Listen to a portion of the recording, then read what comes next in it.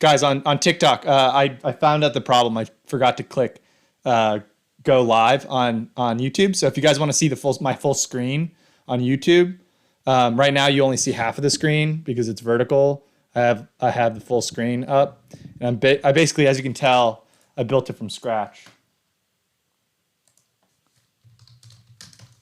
So sorry, I'm going to be a lot slower because I'm going to be answering people's questions probably through this. I'm going to try not to, but I always get tempted. You guys are all so interesting. 12, let's do that. Underline, I don't like that. Okay, let's go years.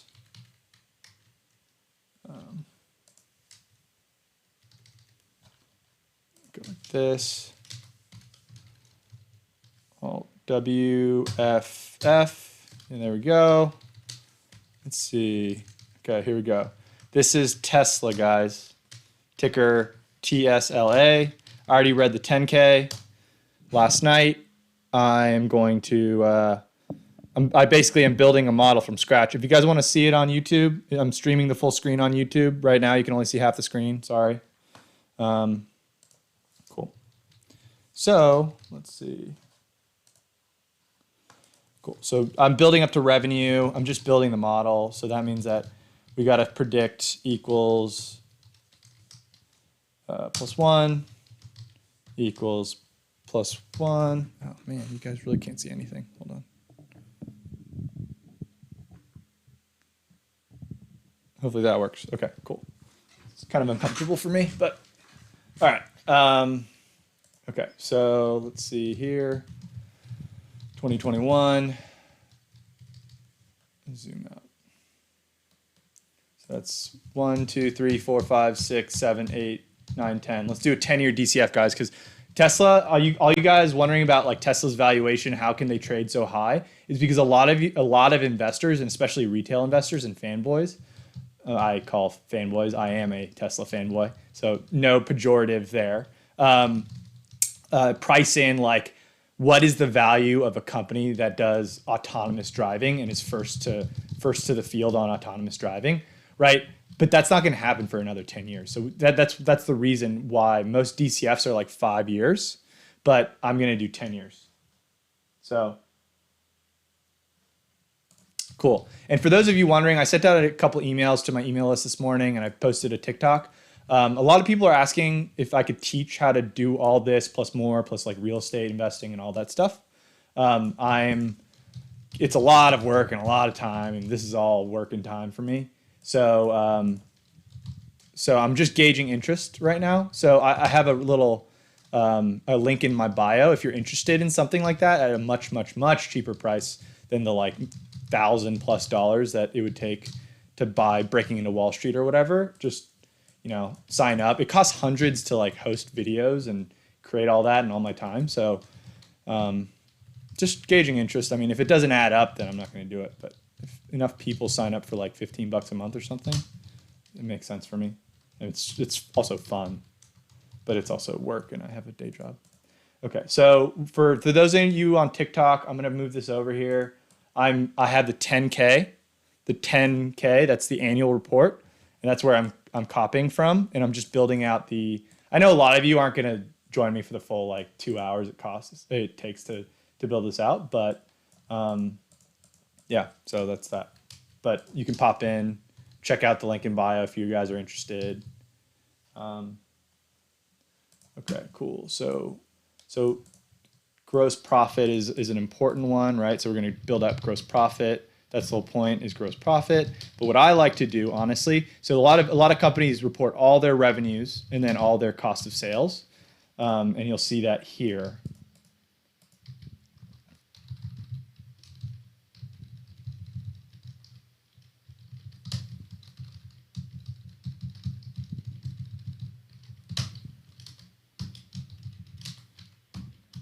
But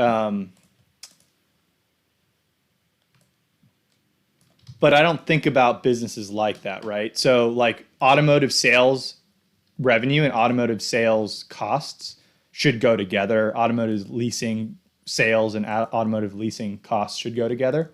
So I just like to copy and paste everything first, and then and then we can like rejigger up their income statement.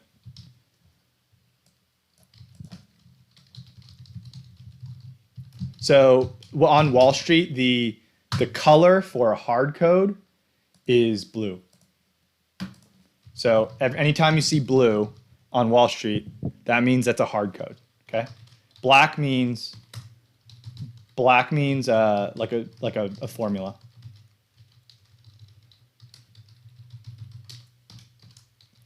I'm rusty too because I haven't been doing this for 3 years. So take it easy on me. Total revenues.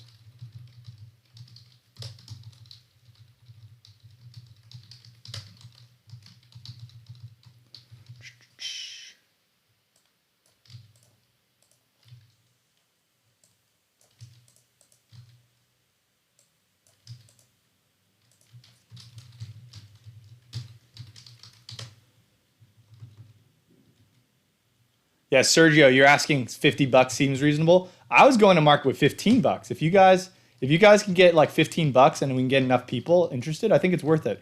The problem is like Shopify and all these plugins are all really expensive. And obviously it's like my time, right? Like I get paid hundreds per hour or whatever, and I don't really know what my hourly rate is, but like it's really kind of time is a huge suck for me. So I'd really appreciate any like feedback or the sign up sheets. Just it's not commitment. It's just like people telling me if that's something they'd be interested in. Okay, let's see.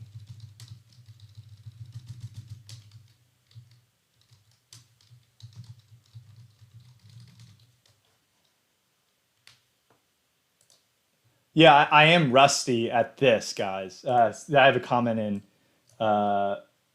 anything interesting. Yeah, I am. I mean, this is rusty for me. Like, I kind of need to jog my memory on like how I build a DCF from scratch.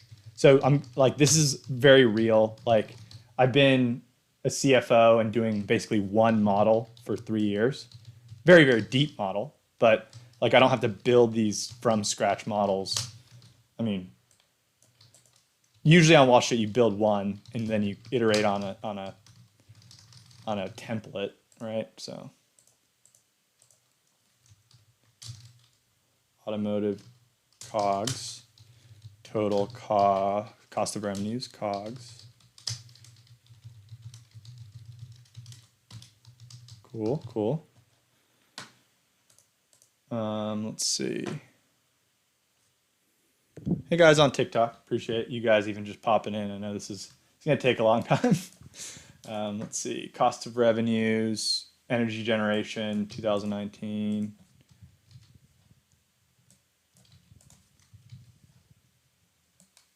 Load this guy up there.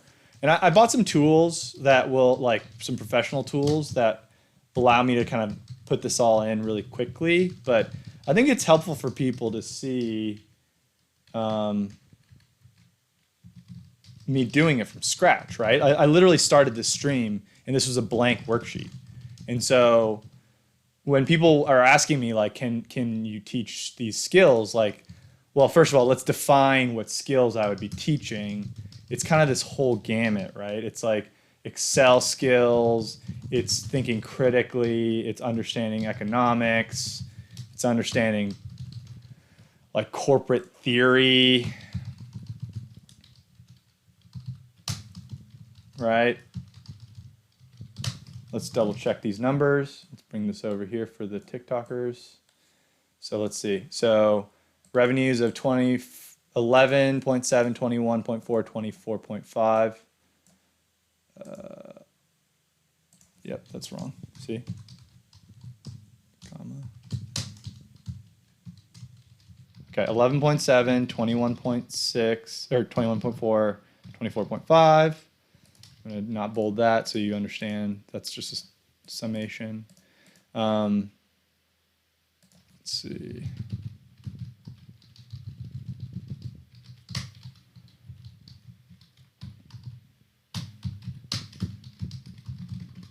Okay, so 24.5 5, that matches up. Cost of revenues, cost of goods sold, gross profit matches up to the 10K for all of you over here. That's over here. Go to my YouTube if you just want to keep it up. I know you guys holding phones are probably like, I'm not going to do this for much longer. But I have it on YouTube if you're on the computer and you just want to leave it up on a second screen. Let's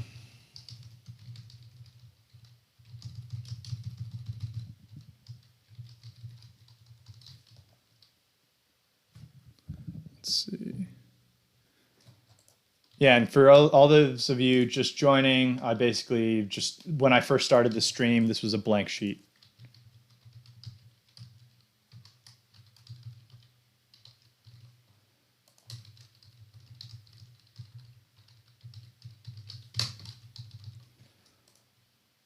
Really putting me to the test. If I can remember how to do all this live. I read the 10K last night. And for those of you asking, do I read the whole 10K? Like, I read all the parts that I know are important.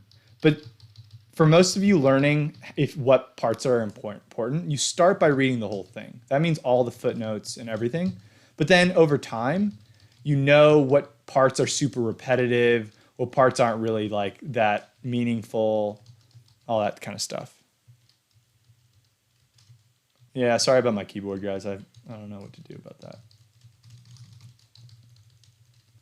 I'm also a loud typer, so that's probably just me.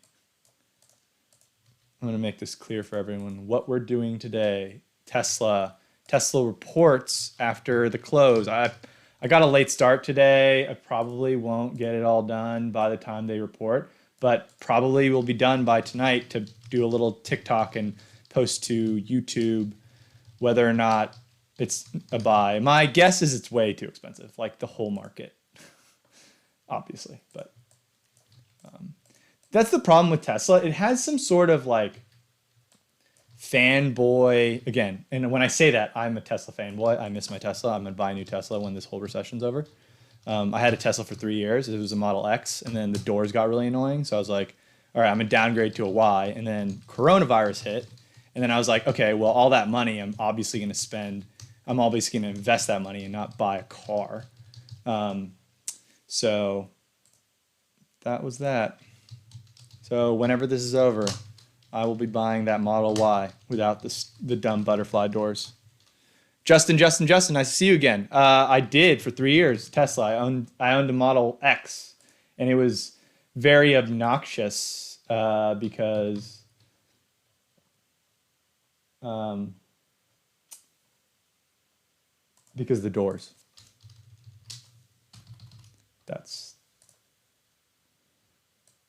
And this is going to be tedious for the vast majority of you guys, but so feel free to just drop. But I thought I'd prove to some of you that like I know Excel and I know how to build this from scratch. Okay. So right now we're just building from scratch the income statement. I'm not building a full 3-statement model because I don't really think that's necessarily necessary. A lot of LBO modeling requires that. Like, so for those of you that don't know, like private equity funds do leveraged buyouts. But for like just a public company DCF, like a nice gut check DCF should just kind of take into account its assets, liabilities, and yeah. Sorry, I'm losing my train of thought. I'm trying to focus on this stuff. And net working capital.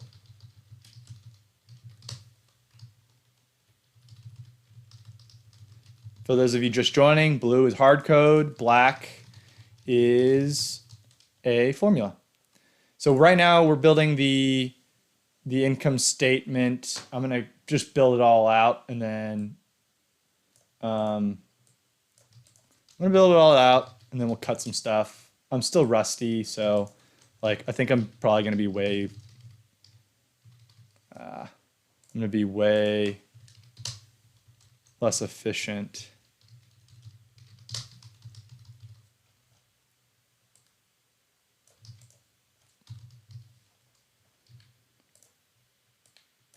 And if y'all are discouraged by my Excel speed, like if I had a Hinge or a Bumble, that would probably be my best quality, to be honest. So I'm just kidding. But like if there's one thing you should know, like Excel speed doesn't necessarily mean how good. It has no bearing on how good of an analyst you are. I just like I grew up with video games, and like these shortcuts come really naturally to me. But most of the people on Wall Street are not even close to as fast in terms of like getting around, right? Like I'm getting around way quicker. Yeah, Juju. I am a keyboard ninja, but like that doesn't necessarily have any bearing to how good of an analyst you are, right? It's a lot of it is, or do you build the stuff right, and are you right on your assumptions? So what I'm going to do, so now I'm going to go, okay. So now what I was talking about was, so you got automotive sales. Actually, for the sake of time, I'm just going to leave the income statement as it is, and not adjust it like I would. So here, guys, I moved from the income statement. I've copied it all down. I moved from it to the cash flow statement. You see this? Yeah. Well, hey, and all of you guys asking about buy or sell Tesla before the earnings report, that's what I'm doing this. Like, I'm doing this for all of you. I'm not going to get it done before the earnings report, obviously. Like, they're reporting in I don't know, isn't it like an hour or two? Like, I'm not going to get this done. But hopefully I can incorporate the earnings call into the DCF so that you can understand after the call. But again, a lot of you are like, oh, is this stock good? Is this stock good for this environment? The whole market is moving up. And the whole market is overvalued. So, like people are like, oh, well, I made a bunch of money like the last 4 weeks on Carnival or whatever. Well, those are really just like high beta stocks.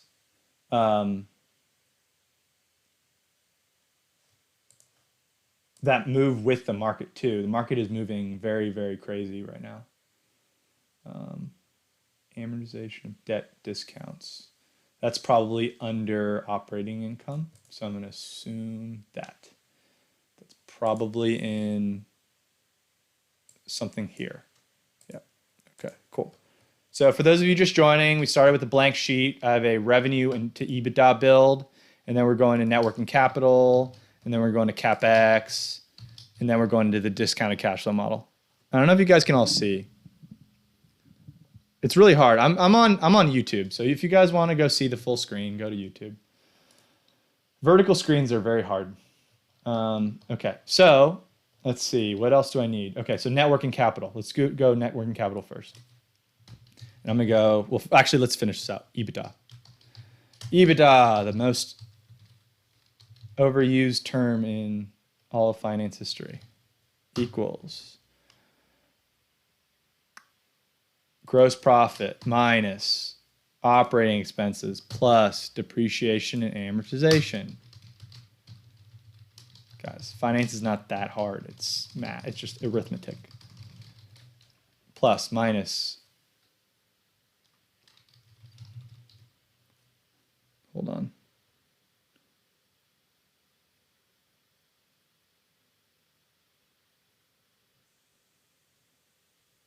Oh, someone was asking. They can't see my Excel formulas, so I'm gonna move my screen. Hold on. You guys probably don't want to see my face as much as the formulas, I'm sure.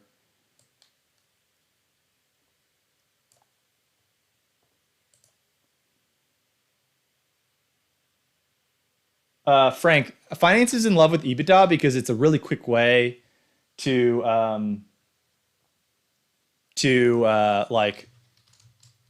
approximate cash flow, because throughout this income statement, there are depreciation and amortization expenses that are embedded within these expenses.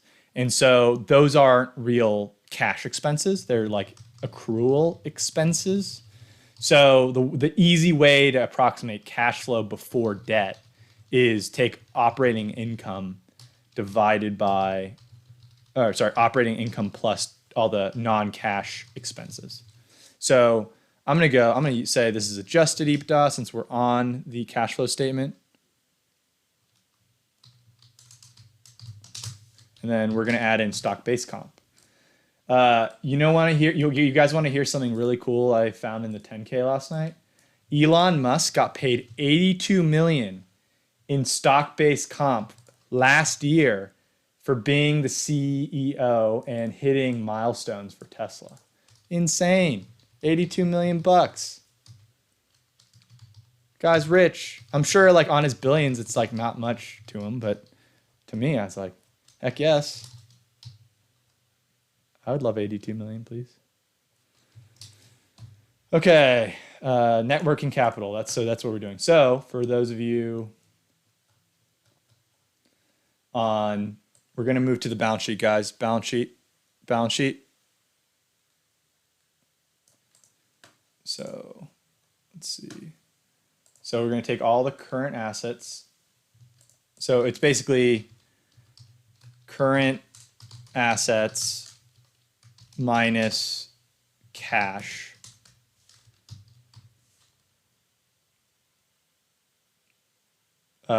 minus current liabilities plus current like short-term debt. Okay, that's the formula. That is the formula. So current assets, we're going to put in here.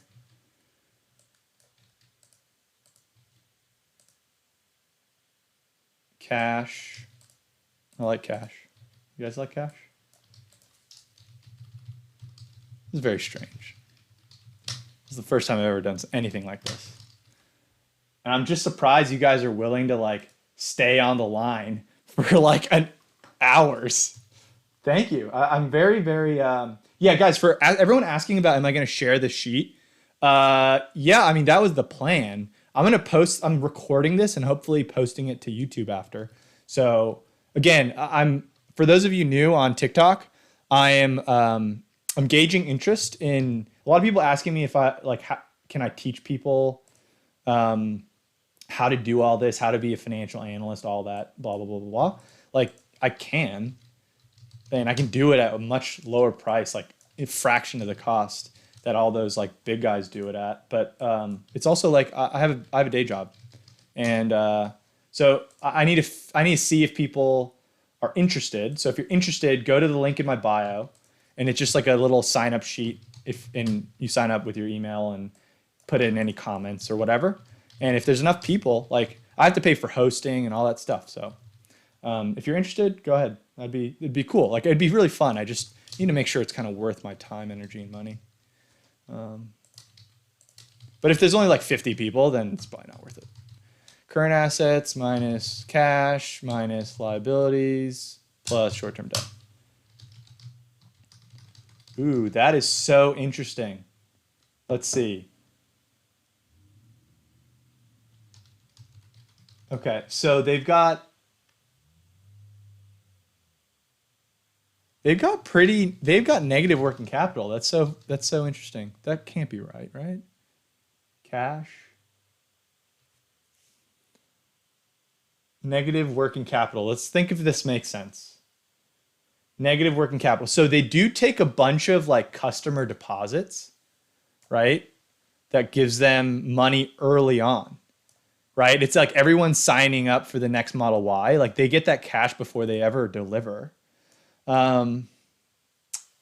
Deferred revenue. That's probably kind of a similar thing, right?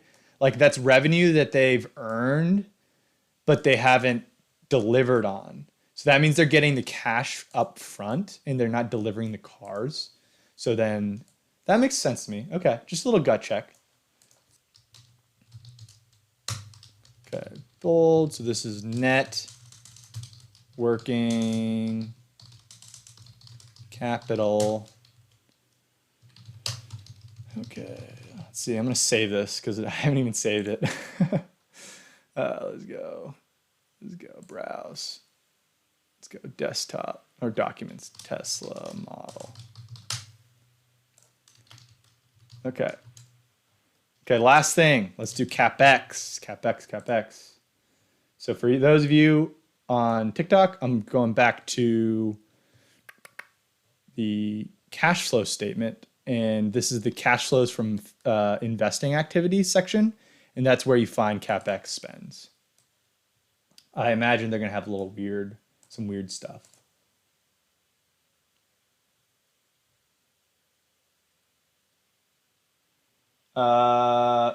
Yeah, so anything interesting is asking why am I subtracting cash from net working capital? So the concept of net working capital is basically how many like things you owe people and how many people, or I guess how many dollars you owe people and how many dollars people owe you at any given time as a business in order to run the business. So cash on hand is a current asset, but cash on hand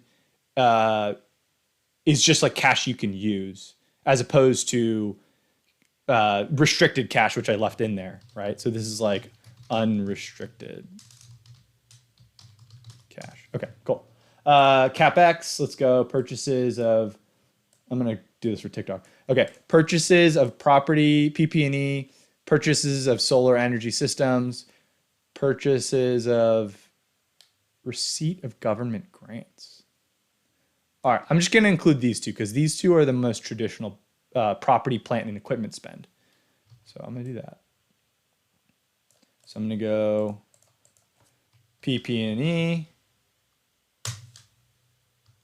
solar energy, PP&E. I'm sure I'm boring a ton of you. Feel free to close the live stream if that's the case.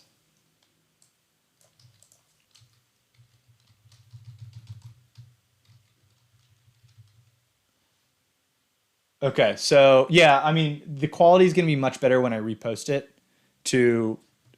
Hey Malcolm, I love you too, man. The whatever, sorry. The quality will be better when I repost this because I'm recording it. But yeah, like live stream quality obviously sucks.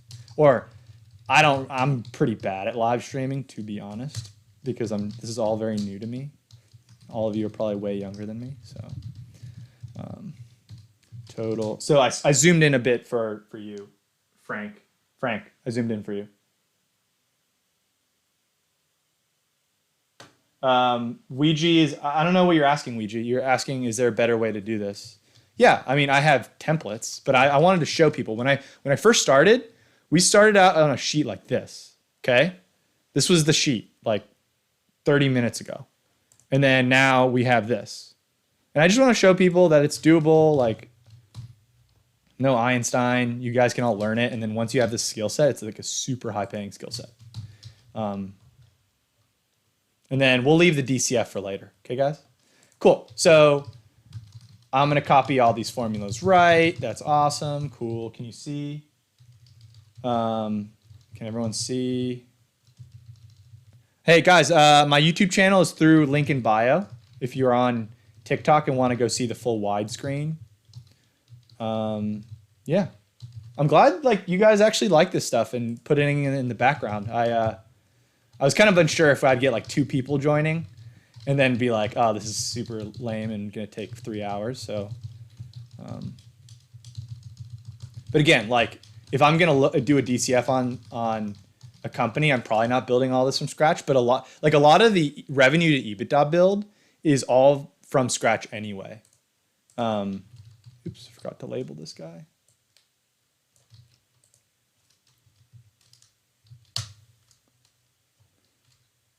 Hey, Matthew, I don't know about, I haven't looked into Tesla. Sell before earnings? I don't know. I have no clue. The whole market is inflated right now.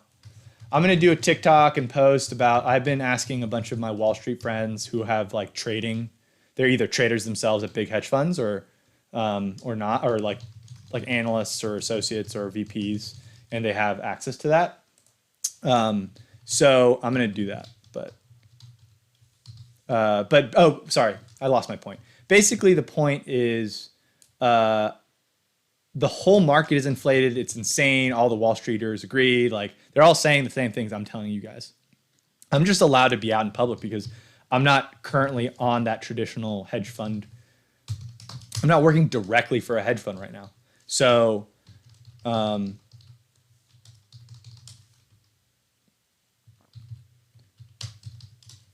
so I can kind of like talk to you guys, but nobody wants to talk publicly, and they all get very nervous about me posting what they are saying because hedge funds are secretive, like I said. Very smartly so too. Okay, so I'm putting in growth rates, right? So they grew 13% in revenue last year. Can you guys all see? All good? Cool. So what we're gonna do now is we're gonna build a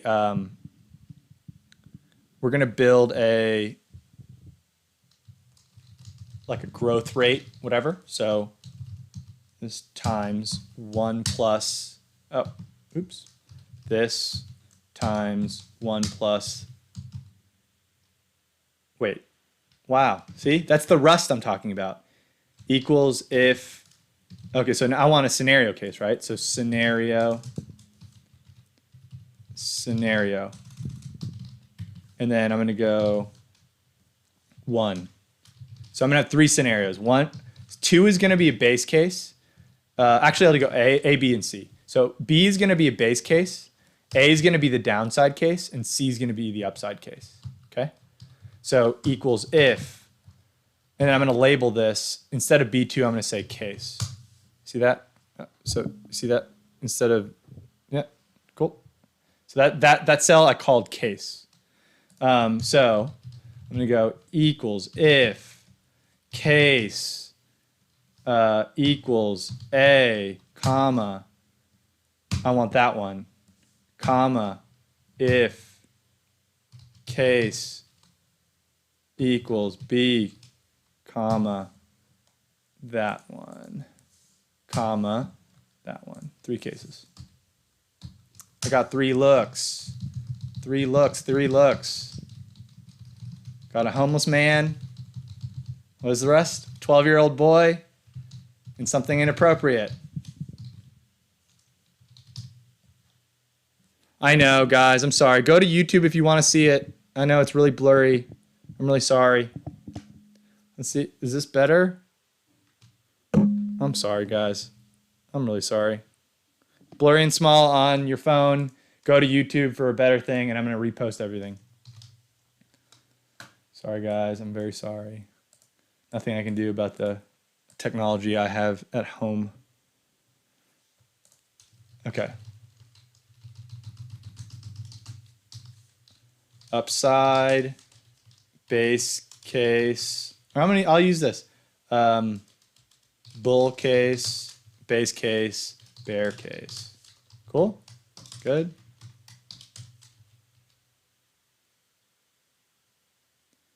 Really? Hey, Frank, hopefully r/finance is nicer to me than r/investing on Reddit. I posted a little analysis on there, and they just completely ripped me apart because they thought I was lying about being a hedge fund person. And so I had to promptly take down my post on Reddit, and I got flamed quite badly. So it kind of hurt my feelings. So I just like, F you. So yeah, I have a vendetta against r/investing, but r/finance is cool. I mean, for now. Cool. Okay, so now we can kind of go, just for now, let's load it in with some just like initial assumptions on revenue, right? So guys, if you're just joining me here on TikTok, I basically started and the sheet looked like this, right? So I'm surprised that so many of you are like still sticking with me. Like, and if you want to see the full thing, the full like screen, go on YouTube and just put it on like a second screen, and hopefully my voice isn't too annoying for you. So let's just say they grow 10% a year.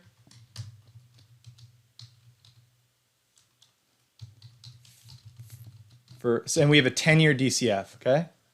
Percentage. Let's just, I mean, we're just loading these things up. Just so that we can see how like the whole model works, right?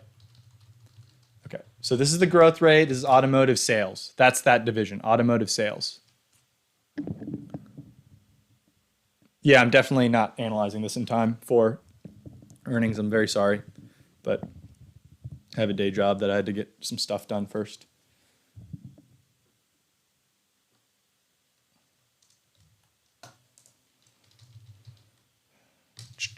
Okay, so I'm going to copy this whole like the driver case stuff into here, right? So all those things get to be copied and pasted.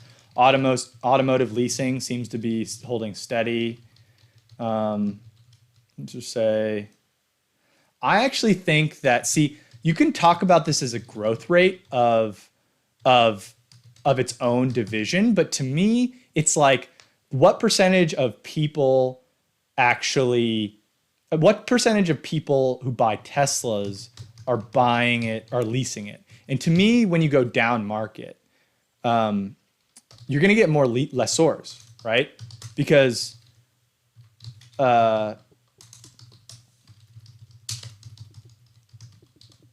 basically because people can't afford it, they're going to buy Teslas but they're going to buy Teslas anyway. They just can't afford it in cash kind of thing.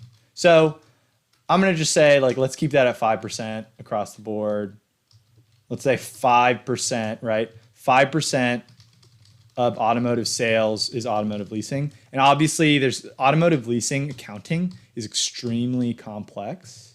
So that's probably wrong, but it's not going to make or break us right now. I'm just building a from scratch model, and the weeks and weeks of work really don't come from this like initial build. It comes from like really testing out these numbers and how they flow. Okay. So this is total automotive revenues. Oh man, that's a broken formula. It's a broken formula. You guys are lucky. I tend to talk to myself anyway, so whether you're here or not, I'm going to talk to myself. Okay, so now we're energy and storage. Let's go percent growth, right? It's the same this thing. If you guys want to see my TikTok that I posted this morning, I'm teaching very, very slowly. How to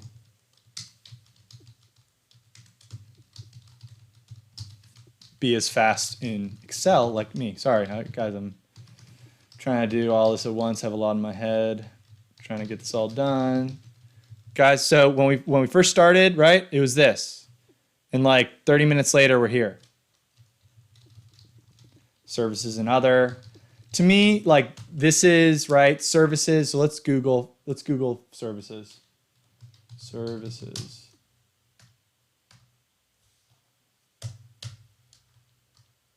Services and other warranty and other revenue consists of non-warranty after sales, vehicle sales, sales of used vehicles, retail merchandise, and other things like that. So I'm not going to project that one by itself, right? Basically, I'm going to say that auto services are just a percentage of total automotive revenues, right? Does that make sense for you guys? Yes? I can't get to everyone's questions while I build this thing, so I'm just going to assume that I'm not an idiot there.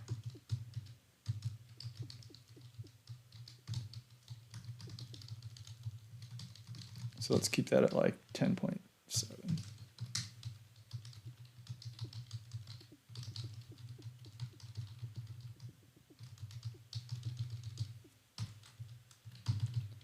Okay, let's go to a question.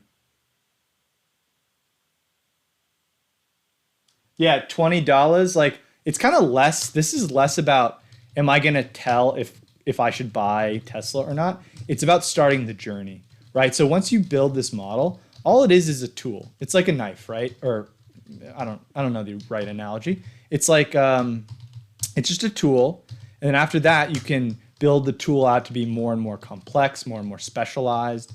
And then it's a gut check to see how expensive or cheap the stock is, right? Nobody can really tell you if a stock's going to go up or down because a lot of times, right, there are exogenous factors, whether a stock goes up or down, that has nothing to do with value. For example, I just told everyone for all of you new people, everyone on Wall Street right now, like all my friends, they're all like high level people. They're all saying this is absolutely insane. Holy crap, like the whole market is way overvalued. That is absolutely insane. I'm gonna split this out for you guys. So this is the revenue section. This is gonna be the cost or expenses section.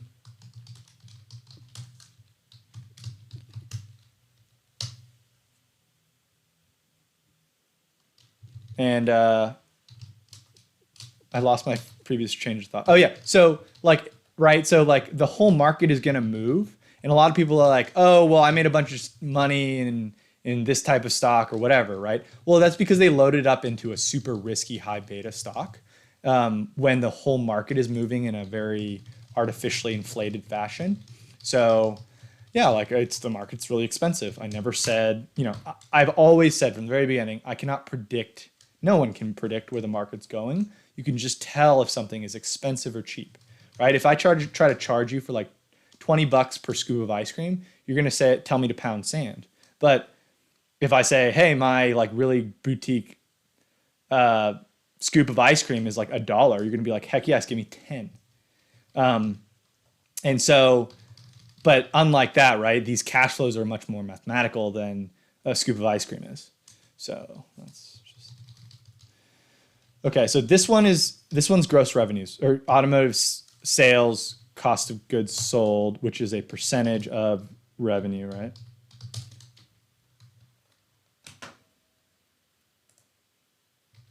So this would be percentage of auto revenue. Cool. Okay.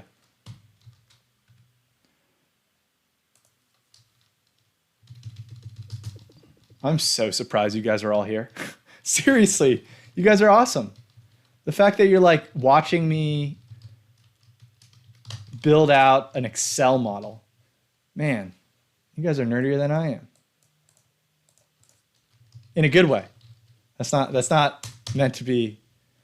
I'm definitely an Excel nerd, so I appreciate you guys all being here. Anything interesting is just asking. Is asking like, how am I putting these percentages in? Right now, I'm just loading it up. I'm not actually like, these aren't what I think happens. This is just a load. I'm just loading it up. Like I want a number there so it's not all zeros. And then we'll play with the numbers after this whole thing's built. Hopefully it should only take another, I don't know. Okay, so look, guys, here's a cool thing, right? So now we learn that in order for every Tesla they make a 20% gross margin on it. That's pretty cool. See?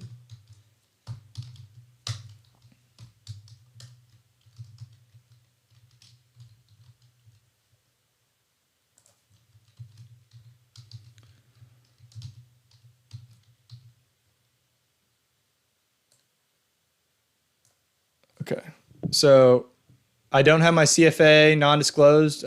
It's a really great tool to break into high finance, but like once you're in, there's kind of no need. But like for a lot of people, like I mean, if you're kind of rusty, you're not the best at it, then yeah, CFA is great. It's the level 1 I hear is easy.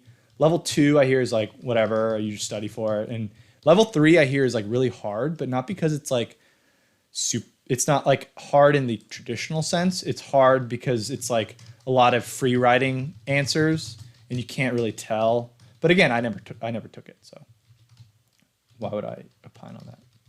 Same thing with an MBA, right? It's like, why do you get your MBA? It's because you either want to accelerate growth into a very competitive industry that you're not in currently, or you want to pivot your career. So a lot of you are asking, I've gotten a lot of questions, how do I get into investment banking? But I'm not at a target school or I just graduated. Like the absolute best way to do it is probably to just kill it at a well-recognized name, like in corporate finance or doing something, right? And then you go get your MBA, and then you can major in, or whatever you do, you concentrate in finance there.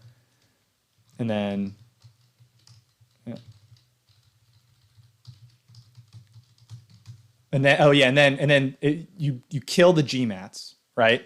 You kill the GMATs, and then once you kill the GMATs, you can get into a top 20 or 50 or something MBA program, and from there, a lot of banks hire associates, and you won't be competing against the same kind of people, which is nice. So that's like your most likely scenario if you're coming from a non-traditional background. For those of you who are still here, wow, 145 people. Thank you guys. I really appreciate this. This is awesome.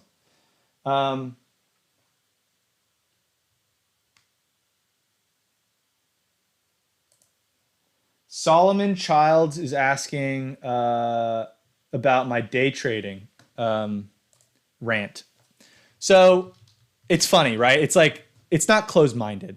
I've invited anybody and everyone I can talk about, I can find, or who wants to come on to my little show. If they would come on and show me their process, and if they can, like, maybe I sit down with them. Like, I would take, honestly, if I thought that someone had some really cool arbitrage process or swing trading process or something like that, or a day trading process, I would take 7 days of paid time off of work. I would fly to where they are. I'll wear a mask. I'm going to sit there for a week, and I'm going to see, and I'll pay them for their time. I will pay them just to sit there, And if they can make money consistently, I'm quitting my job and helping them raise a fund, and we'll become billionaires. How many billionaires do you know come from day trading? Yeah, 0. So I just like, and guess what? I know actual traders on the street who work for billion-dollar hedge funds. They're very secretive and they don't want to be on the thing. But if I can get a big enough following and a big enough platform, maybe I can get one of them on, and then we'll just have two traders. One's a pajama trader and one's a, $500,000 a year paid plus like whatever, incentives they get, real trader. And then let's talk about it. Joe Rogan style. I'm not afraid of anything. Like, I just okay, it's not closed-minded either. Like, I'm just saying I'm open-minded. I tried day trading in high school. That's what got me hooked. This was 2008. I'm a full financial generation older than you, some of you. Sorry, I'm losing my train of thought. Energy storage, sorry. And so first of all, if someone finds that strategy and they're selling you classes about it, they can make way more money raising a fund and trading it themselves and not telling you. Or if they're just, a philanthropist and they just, from their bottom of their heart, they're trying to teach you this stuff. Then I'm open to talking. But like saying that, okay, here's a really good example. It makes no sense because how do you, that's like saying I trade corn without knowing anything about the supply and demand of corn, right? Or the value of corn, right? Just on trend lines or moving averages or all that stuff. And here's a good example. If you could day trade any asset class, so corn, Forex, crypto, stocks, all that stuff, then why don't you trade real estate? Why can't you use trend lines to predict real estate? Well, it's because real estate's illiquid, right? But over a long enough time frame, you should be able to predict house prices, but nobody's claiming that they can predict house prices off of moving averages. You just have to zoom out and do the same charts, right?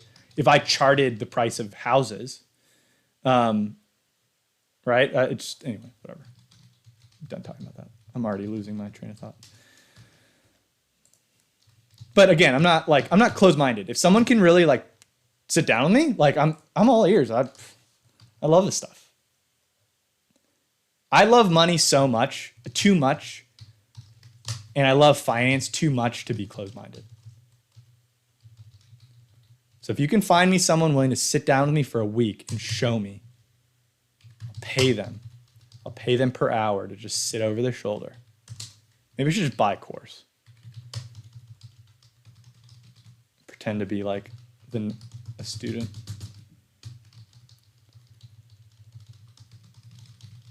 But again, I'm not trying to go to war with all the people like talking about that stuff. Anyway, it's not worth my time. Energy storage. So percentage of revenue equals, I'm sorry guys, I got a little distracted. I got slowed down a bit.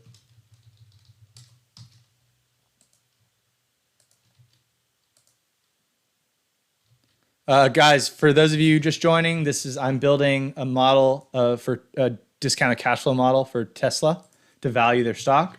And I started from this, okay? I started from this. They report very soon. I just want to build it so I can load in assumptions. Yeah, and I started the stream and basically it was a blank sheet. And again, it's not going to be that great of a model just because I started from A1. But, and when I mean A1, I mean, right, like the first cell. But it's going to show you, right, like that you can do it too, and it can be done in like 2 hours. Okay, percentage of revenue. It's that times.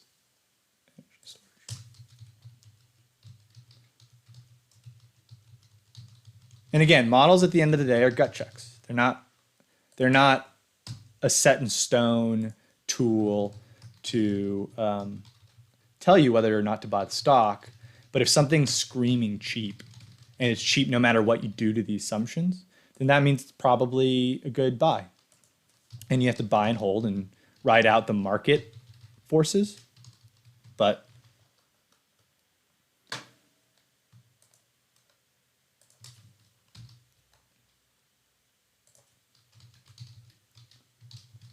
wow, I got so many people online. Thank you guys. I thought I was gonna have like 2 people. Honestly. Equals this times 0.9 equals this times 0.9. And these assumptions right now are not real assumptions. I'm just loading them up just so that I have something there. If that makes sense?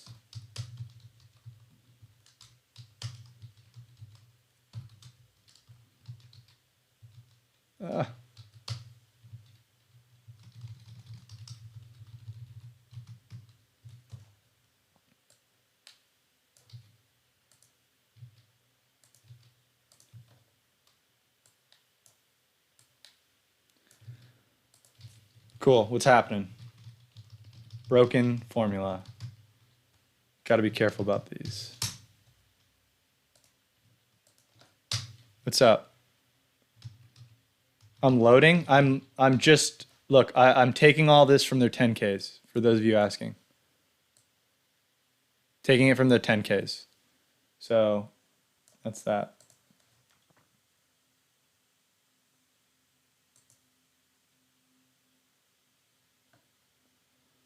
Yeah, I agree. So, but again, I'm happy to talk to anybody who wants to talk to me. Any other, are you at a hedge fund right now? No, I'm actually indirectly working for the hedge fund I used to work for by helping run a company that they own. So it's kind of like, right, people like, I got flamed on Reddit because people thought I was lying or whatever. It's a lot more of a gray area between private equity and hedge fund in reality. Because, in reality, it's, like a lot of funds have a flexible mandate. They can do private investments in public companies called pipes. They can do LBOs. They can do whatever they want. And so the line is very blurry. And so, the fund I worked for is a public hedge fund, or like I worked for multiple funds, but I decided to step back a bit and something's wrong here. Step back a bit and be a CFO for a bit. It's been 3 years, so I'm a little rusty, guys. So I apologize. But that's also the reason why I can talk to you and post online, because I'm not, if I were at a hedge fund, I wouldn't be able to, I wouldn't be able to post. So it's kind of cool, right? Hopefully no one slaps my hand for it. Gross profit. Okay, something's wrong here.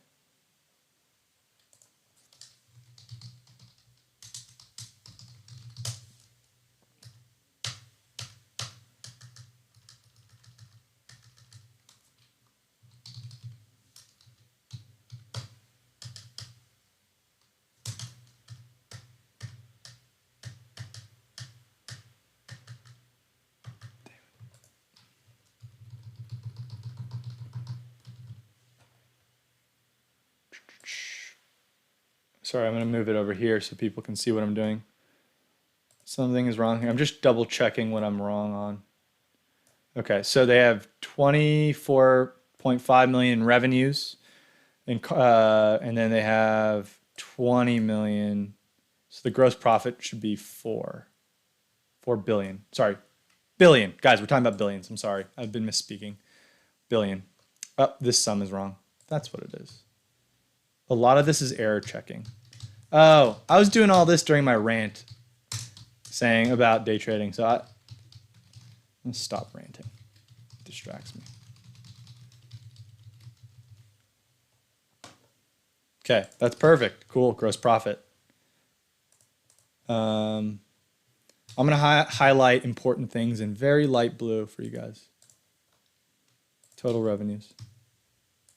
What kind of fund was I at? One was a large mega long short fund, and the other was more of like a private equity style fund. And that's why I'm working in kind of a private equity capacity right now as a CFO, but or technically SVP of finance, but same thing. But research and development, that's going to be a % growth rate. So let's copy a % growth one. Yeah, so you would have heard, it was a top 3 long short, and I helped, it was me and 2 other people managing low, what do you call that? Low 10 digits, whatever that is.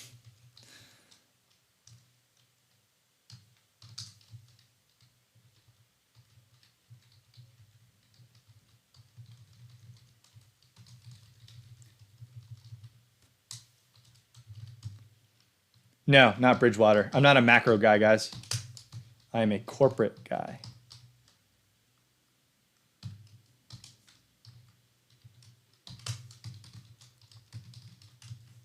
Yeah, Bridgewater, for those of you wondering, is a gigantic, biggest hedge fund in the world. Ray Dalio, he's a macro guy, so he studies more macroeconomics. And their bets are more top down. Kind of what's the most popular on the street is less that and more corporate, right? What are we buying and selling here, guys? It's pieces of companies. So that's why when you're a corporate analyst, right, that's what you know is corporations. And that's the vast majority of Wall Street. Let's see.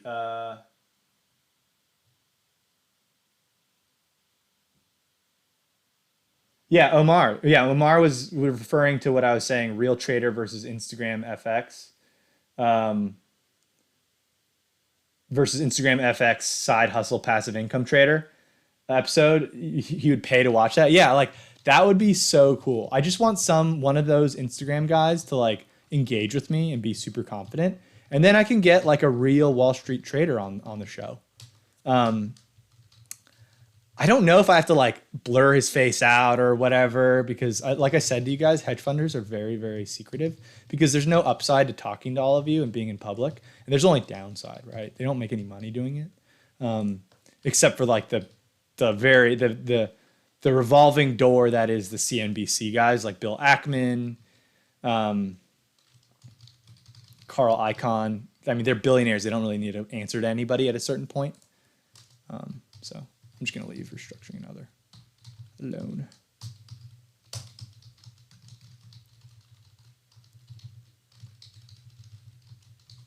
So for those of you new, I started with a blank sheet like this. We've been streaming for, how long have we been streaming, guys? I've been streaming for an hour, but I think I've only been working on it for like 35 minutes. Let's check this thing. Yeah, I can't tell, but yeah, in like 35 minutes, we almost have a full full operating model going. Can you guys all still see?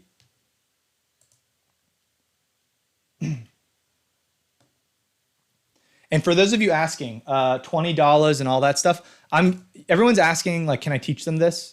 One, you guys can go on to like Breaking into Wall Street or wallstreettraining.com or something.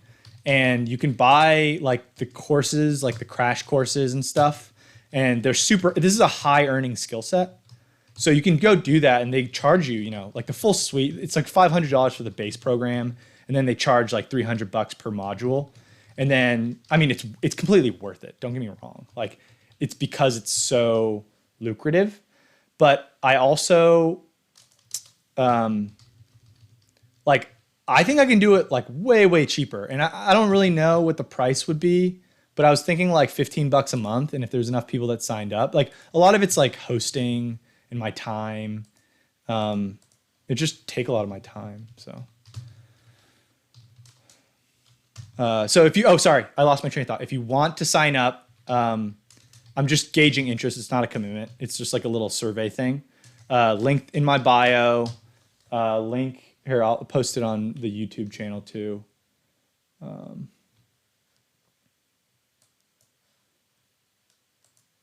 Hold on. Taking a quick break to go Rafflecopter. Let's see. Oh, I got 76 people signed up. Okay. I think in order to make it sense, we got to get somewhere in the hundreds. But more than 50 people, that's nice.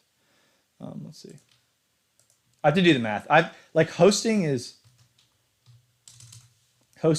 very expensive. I didn't realize that.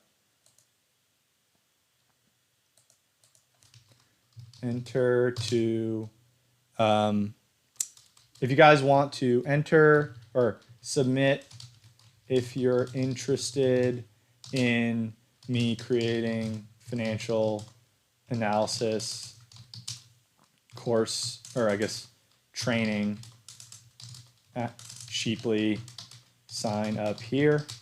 Go, guys. The link is either in my bio in TikTok or I just posted it in my YouTube feed because I'm doing this in YouTube Live. Thank you guys. 150 people on TikTok just on their phones draining their batteries. I thought YouTube was going to be much more, but I appreciate it. And you guys are only seeing half the screen, right? So I'm sorry. I can only do that. Effective tax rate.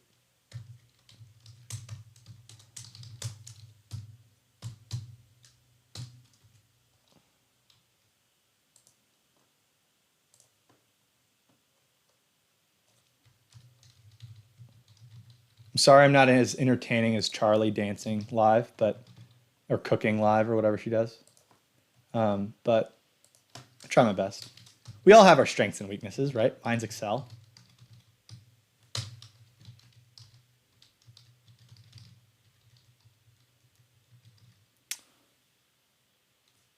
What's up? Austin Hankwit's in the house. No, I'm not analyzing EHC's earnings. I'm doing Tesla. I'm not going to be touching anything that I obviously touch in my real work for obvious reasons. Just a bad idea. Okay, so let's see. DNA. Let's just, there's a lot better ways to approximate depreciation and amortization, but I'm just going to go percentage of revenue for now. Actually, you know what? I'll go percentage of Capex. Let's do that. So equals that divided by okay, I'm going to relabel this balance sheet. Okay. And we're going to go net PP&E. Let's load that up there. And for those of you on TikTok, again, I have the 10K up for Tesla. They're reporting either now or in the next hour. And the stock will move quite vigorously, I am sure. But hopefully I can get some content out to you by doing this now and give you a full, like a gut check on whether they're cheap or not. Spoiler alert, I don't foresee them being cheap. I don't think they've really ever been cheap, to be honest, because they have like a autonomous driving and Elon Musk premium to it. But who knows? I can probably get them to look attractive if I load in autonomous driving revenues in like year 10. That's why I did a 10-year DCF. So for those of you, I'm really sorry with the TikTokers, guys. Like it's a vertical screen. Guys, this is not my full-time job. I'm a CFO at a portfolio company. So it's not my full-time job.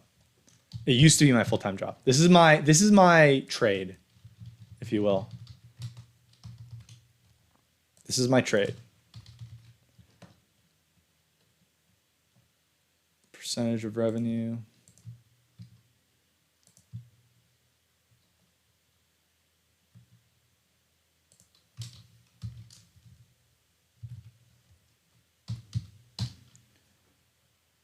Oh, they just announced EPS beat of Sumit just said EPS of 1.24 versus. Okay, I don't really care too much about EPS, but thank you though. Like I appreciate that.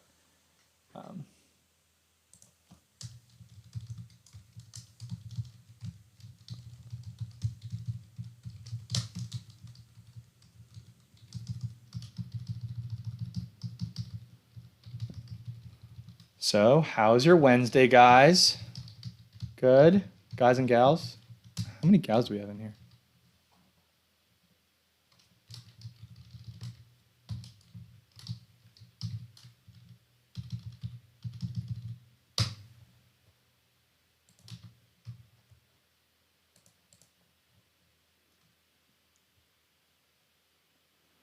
All right, yeah. I guess a lot of people are beating earnings, and might explain a little bit of this little fake rally here. But things are still trading at insane multiples.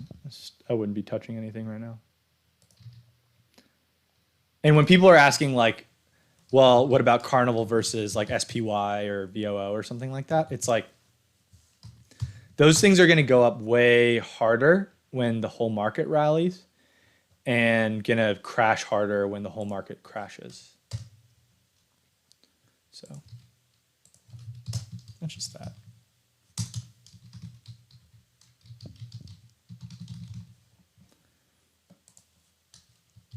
DraftKings. I do have a LinkedIn. I've been accepting some invites. I don't know how long I want to do that. I don't know. But for now, I guess I am. Let's see. Percentage of Capex. Let's go with this.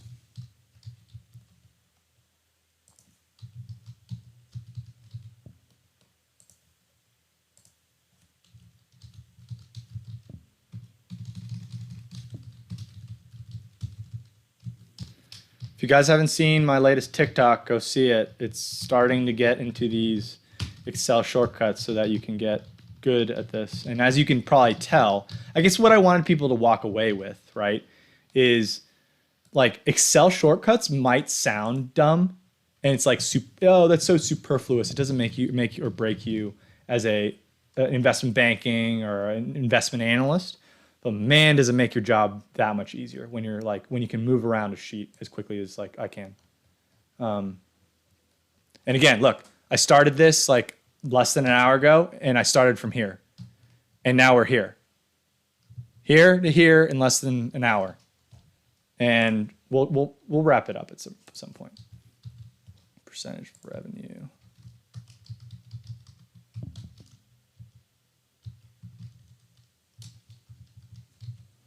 All right, net working capital as a percentage of revenues. I'm also a little ADD, guys, so like I'm obviously moving around. Like the whole point, if you guys are interested in classes or like me actually spending the time to make classes, then go to the link in my bio or the link in my description in my YouTube site. Then yeah, and just sign up. It's not a commitment. It's just I'm just trying to gauge interest. If I can get enough people at like $15 a month, I think it makes sense. But if it's a smaller, I mean, these things are offered to people at $500 for a class plus 300 per module, and it all adds up to like more than 1,000. But you know.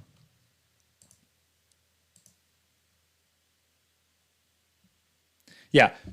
Okay. This is Sam's Sargram. Then why is buying into the market? Everyone I ask is short of the market. Yeah. So I'm actually. So you probably saw an old TikTok of mine. I am hoarding cash.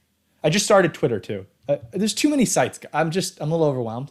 But I don't really know how to update everyone like constantly because people don't check everything all the time. But yeah, I am hoarding cash, and everybody I know on the street is like selling assets for cash, because I think the prediction or every rational finance person is saying, like high finance person is basically saying, wow, this is irrationally priced. There's a lot of different theories or conspiracy theories on why it's so irrationally priced. But for now, the expectation is that we're going to grind lower to retest lows a month ago. But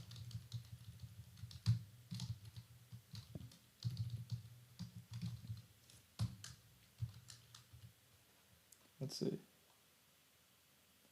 Dan Manu Pelli asked, have you ever seen someone jump from public accounting to investment banking? Yes, a lot. And I've actually seen public accounting to hedge funds. I've seen that. Not easy, but I've seen it. I've seen people come from like transaction services, TS, at like a bit at Big Four. It's not impossible at all. A lot of it's reasonable. Hey, Discounted Cash Bro, I like your username. I'm not promoting Tesla. No, I'm not. I don't promote anything. I've gotten an inundation of people asking me to analyze Tesla. So I'm going to do it. I'm doing it live for people, building people a discounted cash bro from a blank sheet. Yeah. You guys want to check? Hold on, let me check.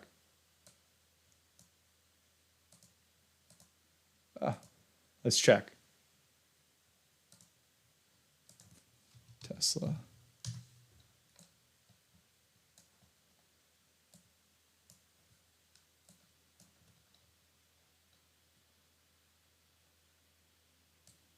Okay, Tesla. They're trading at. Yeah, Microsoft beat earnings. Let's see. It's crazy.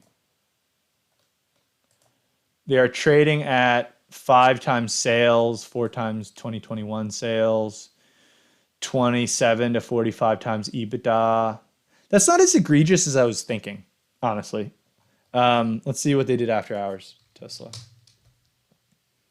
Oh, yeah, they're up 4% after hours. Cool. $800 stock, guys.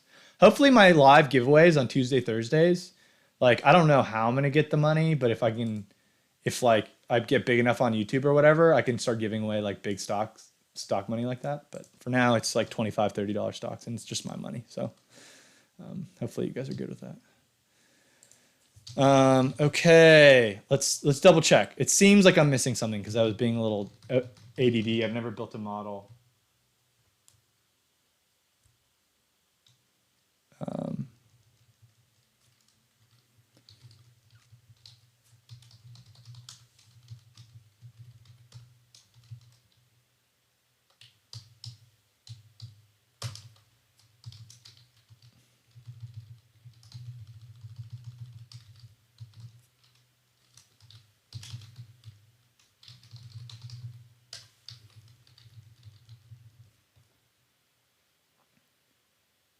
Okay, so I also had some cool, like this is a cool tool I use.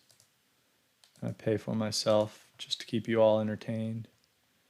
Let's see.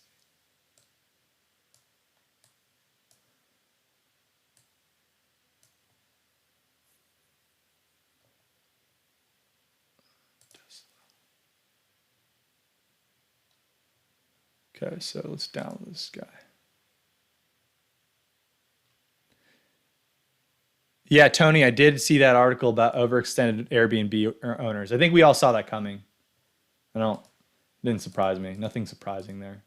And it was like correct me if I'm wrong, but they did like this like interview format article where there's this one lady and we talked about that lady and it's like, yeah, it's sad.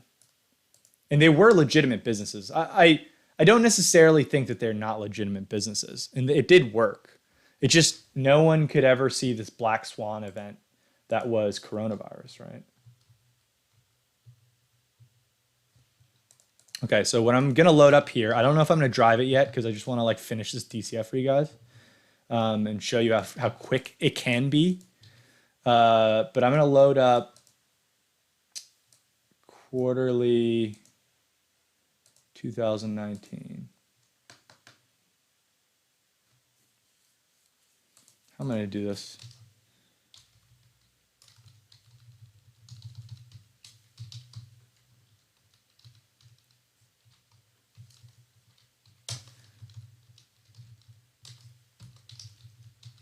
Q2, Q3, Q4.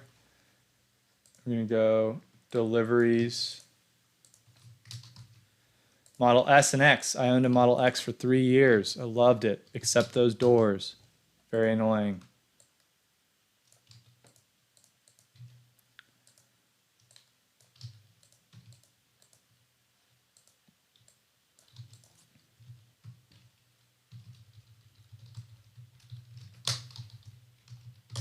So get some music on here.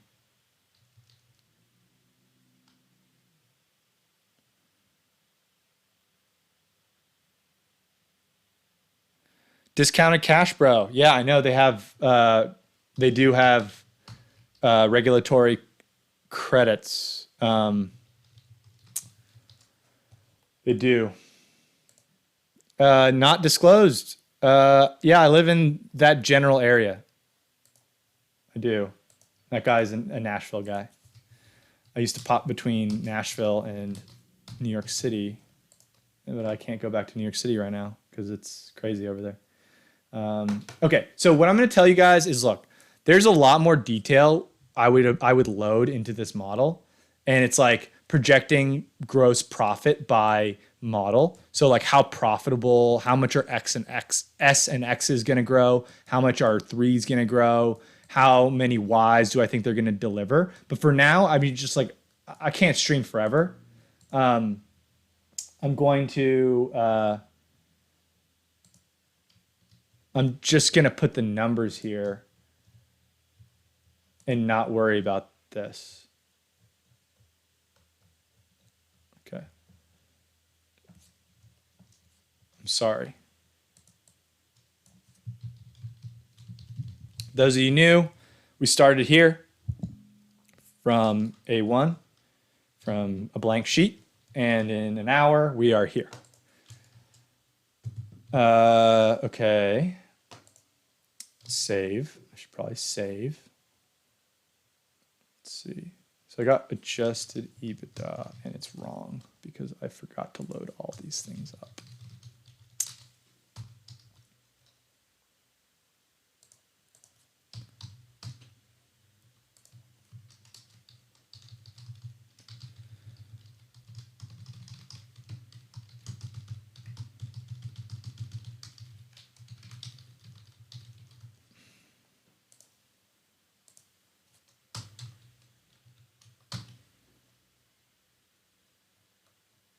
So what I'm doing, sorry, I forgot that you guys were all here. So depreciation and amortization, I'm going to project it as a percentage of revenues.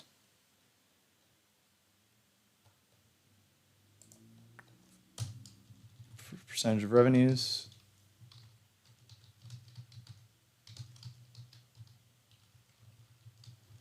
And then stock-based comp, same thing. So I'm going to lock that cell. I'm going to copy it down.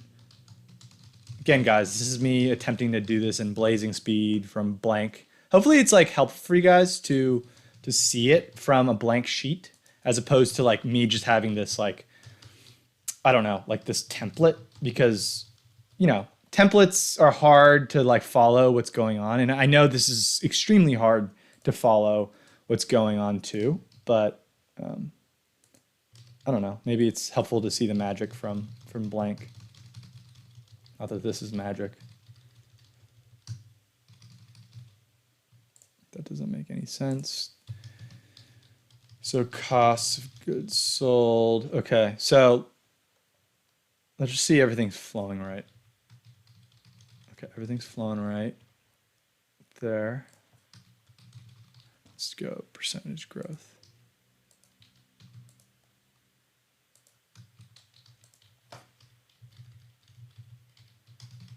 Anybody got any questions right now? All right, well, I guess I'm not getting them. I can't really take my eyes off of this if I want to go fast.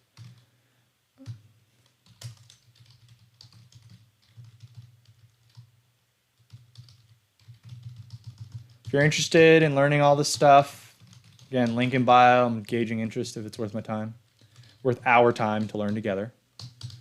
Dude, Shopify? Do you guys know anything about Shopify? That stuff's expensive. I'm already paying for this like landing page WordPress website.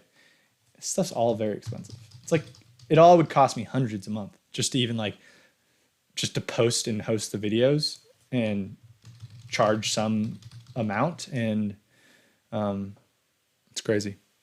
Oh, not disclosed. My favorite Nashville bar. That's a tough one, right? Like, am I thinking like fancy? I think the best views in the city are from LA Jackson, which is like a nice cocktail bar at the top of the Thompson Hotel. But like a lot of times I just want to go to Broadway Brew House and get some craft beer and sit down. It's nice. EBITDA growth, percent growth. And I can just copy. But I mean, I like trying new places too. So it's not like EBITDA growth. Okay. Cool. So that's loaded up. Let's see. That's capital expenditures. What do we need next? Okay. So discounted cash flow model, and I'll error check later. So let's go adjusted EBITDA minus taxes.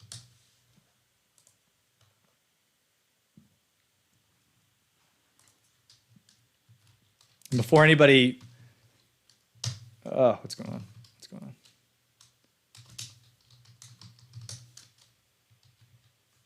Minus Capex, minus change in net working capital, minus other equals unlevered. We're doing an unlevered, simple unlevered free cash flow model of Tesla. It's unlevered. A lot of times I would do a levered free cash flow model, but we're just going to do this because I don't have all day. Let's see.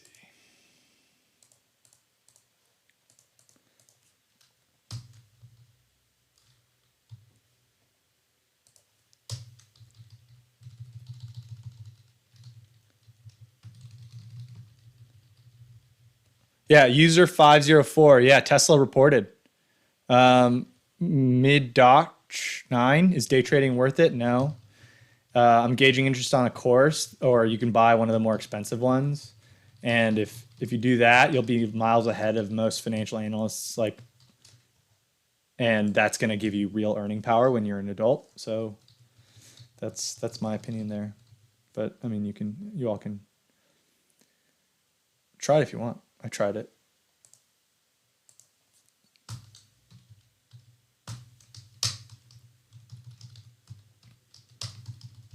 Red Braves, I started the stream with a blank sheet, and an hour later we have an almost fully built out simple discounted cash flow valuation model for Tesla. And again, guys, I'm not going to get, I know you guys are probably, some of you might be hanging on to whether or not, like, are we going to get to a buy sell decision here? Like, we probably aren't. So I don't want to like keep you here if you think that. This is more of a, like a skill set and thought process and just generally being live while I'm doing it kind of thing. So, not disclosed. I've never been to Patterson House because the line is insanely long. And it's a speakeasy. I've heard great things though. Okay, I'm sorry. I got totally distracted. If you're doing this professionally, I highly recommend you guys do not model and live stream. I don't know how the gamers do it, honestly. Like, don't they have to really concentrate? Any gaming live streamers here?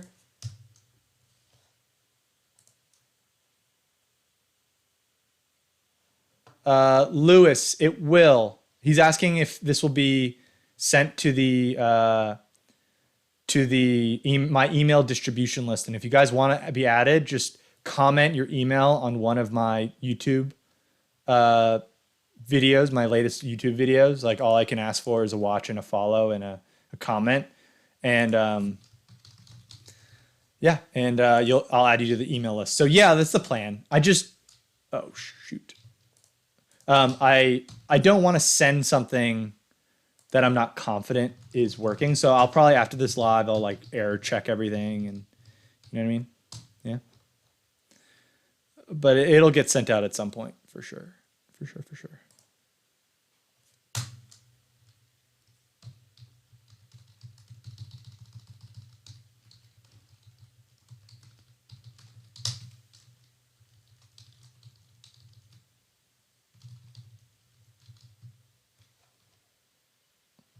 See, that's a wrong thing, right? That's wrong. That's wrong. Everything's wrong here. Okay, so this should be loss before income taxes equals gross profit minus some operating expenses. Oh no. Some operating expenses and this. Cool. And let me just double check with their 10K. You always have to double check.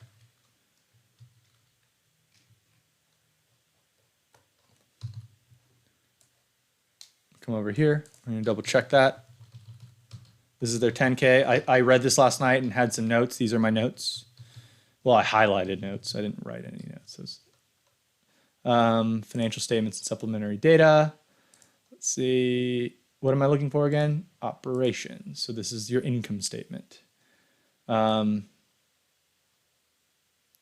what am I double checking? Loss before income taxes. That's what I'm looking for. Loss before income. Negative 665 million, a billion, 2.2 billion. So it's wrong, right? So this is how we double check.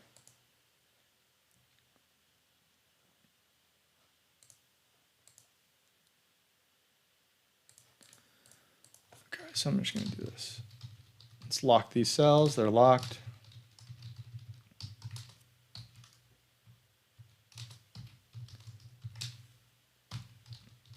Operating profit or loss, right? Okay. Equals gross profit minus that.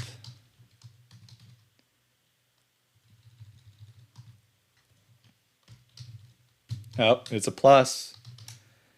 The funny thing about income statements is they'll change signs, right? So all these are positive numbers, and then all the expenses are negative numbers. And then when you get below operating, like loss or operating profit, they become like positive negative numbers. For those of you who've looked at a 10K before, you'll know what I mean. So 665, 7, net loss equals.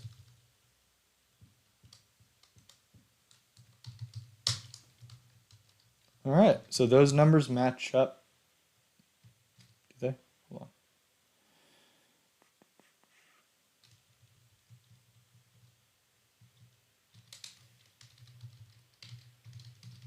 There they go. All right, those all match up. These are right. I need to make sure that these formulas were copied correctly.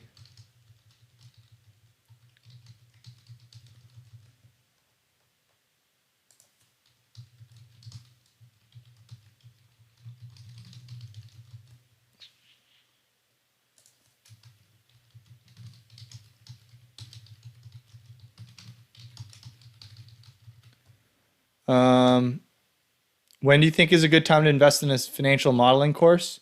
You're in college right now. So if you just joined, I imagine, basically I'm gauging interest if people have been asking me to make one. And they're usually like, I think the reason why you're asking that is if you want the full thing, it's going to cost you like $1,500. And I think I can do it much cheaper, but it's probably not worth my time if not enough people sign up. But I was kind of gauging giving like a subscription model, like $15 a month, and I'll like build out everything plus economic theory, corporate theory, maybe even like give you guys some access to corporate level data, which is kind of cool. But I need enough people to sign up. So if you want to sign up, link in bio, and link in my YouTube description.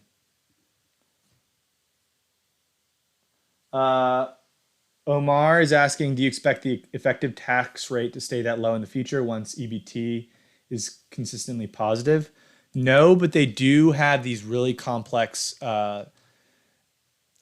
tax credits they earn because they're a clean energy company, and they sell those tax credits back to other like combustion engine companies.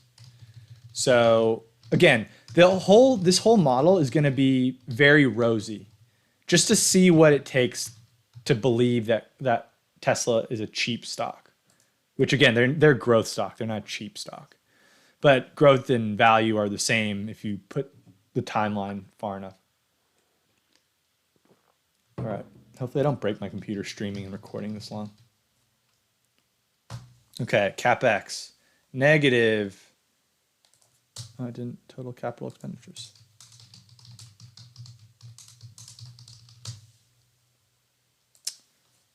Okay, cool.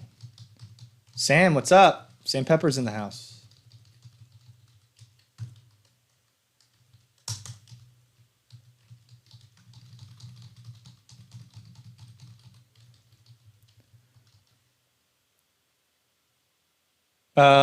Shane Sarin is asking about thoughts on the Bitcoin rally. So the way that Bitcoin performs, it for the last 3 or 4 years that I've been really tracking it, and I don't really track it that closely. I'm going to say this thought and then I have to get back to this because I have to concentrate on this part. It operates as a risk asset. So when everyone is pouring into riskier assets, Bitcoin usually goes up. And when people are falling back into non-risk assets, Bitcoin goes down. I personally thought it might act like internet gold, so like a hedge, but it doesn't really act like that. And honestly, gold isn't acting like that right now. So it's kind of crazy. Okay, so change in net working capital. This one's kind of funky. So if net working capital increases, that's a cash outflow. So I'm going to go equals negative this minus this equals negative this minus this.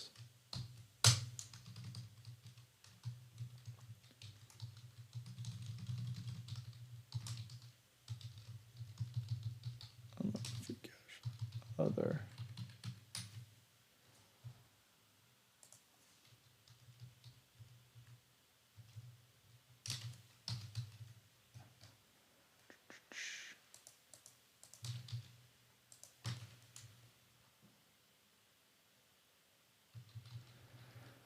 Yeah, MeDotch9 is asking about if it's not day trading, what should you learn?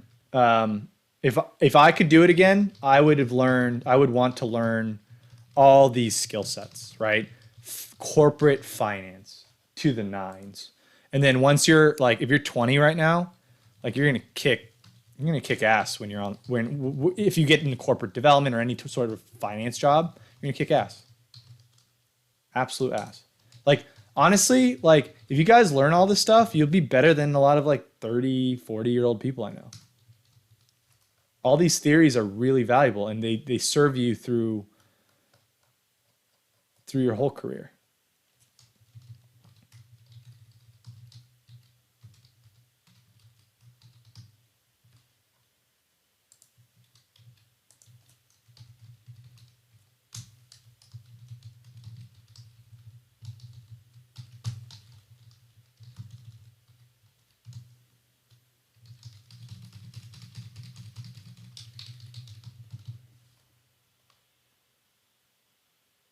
Anything interesting is asking what's the difference between unlevered free cash flow and levered free cash flow. That's basically unlevered free cash flow in your textbooks. It's called free cash flow to firm. And then you have free cash flow to equity. And so basically equity holders get the cash flow after debt holders are paid, which is why people are like kind of, they don't really understand bankruptcy risk with airlines and cruise line stocks. So unlevered free cash flow is free cash flow that goes to the whole company and doesn't take into consideration like interest expense for leverage or debt. And levered free cash flow means free cash flow left over when considering the debt. So I mean, there's different trains of thought. This is the traditional unlevered free cash flow. DCF is the traditional way to do it. And levered is something that I've learned I like better because you can kind of project how much debt the company should have over time. But again, they're all just super sensitive to assumptions and they're super sensitive to assumptions and they're super sensitive to assumptions and like they're all just gut checks, right? Go read Margin of Safety. That TikTok didn't do so well, but I recommended like 5 books for investors, for like value investors. Okay, let's see if this is right. Okay, let's just double check our model here. You guys on TikTok aren't going to see the whole thing. It's on YouTube. So we're almost done. It's I'm rusty and it's taken us hour and 15 minutes to get here from here, right? Hey, GB Wang, I think that it's all corporate theory and corporate finance is all very helpful no matter what you want to do, right? There's finance has power over product for pricing, return on investment. Like it all comes down to when you're at a company, you want to maximize value for shareholders. And so no matter what maybe even marketing, right, has these like customer acquisition cost concepts. And they're all financial concepts. The world runs on the flow of capital. Like we live in a capitalist society. And so what do I want to be best at? Because I love money, and I love this stuff and nerding out about this stuff. Is I want to be the expert on capital. But if you want to be the marketing expert, yeah, like you don't really need this. So encoder, yeah, I mean, we learned Python and Visual Basic and stuff. It's not. Models are so like people have tried to use like software to hold on, I'm getting a call. I'm gonna ignore it.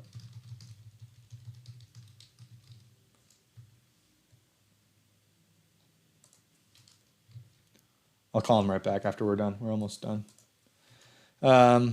Okay, so let's go down. I'm sorry. Hey guys, I'm sorry. I was getting a call. That one's important. Okay, so let's go down. This is just a very overline model. I'll probably stop streaming relatively soon here. But we went from blank to this using the 10K and only really the 10K. And I took a bunch of notes. I'll load in some assumptions, but like, let's just gut check Tesla right now. Automotive sales, let's say like they've grown 13%. Like, let's say bull case is just, 25% better than the base case. And then bear case is 25% worse than the base case. Bear case is 25% worse than the base case. And let's say, right, 2020, let's say the Model Y is a smash hit, but they also have coronavirus and people don't have enough money to buy a bunch of Model Ys. So let's say you see 5% growth, but then it's all pent up demand and we all go back to work. I'm gonna err on the side of rosiness, guys. Guys, if you want to enter my mailing list, my email list, just comment. Well, first of all, follow my YouTube channel and comment your email on one of my videos, and I just add them as I get the comments. So let's say there's a bunch of pent up demand and there's Model Y and Cybertruck, so they just grow at like 25% for like 3 years straight.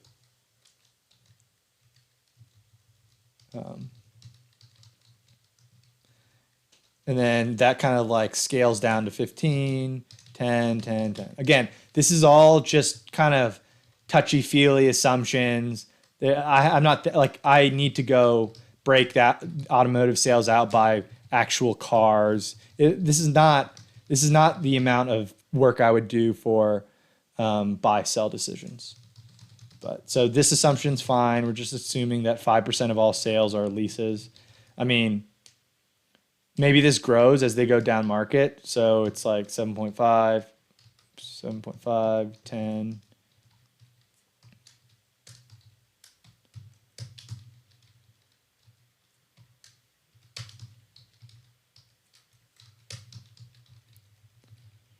And then energy storage. I mean, yeah, they're not really having too much traction here. But let's say in year 7, they see like 100% growth because solar is end all be all. But I'm a little less inclined to think that.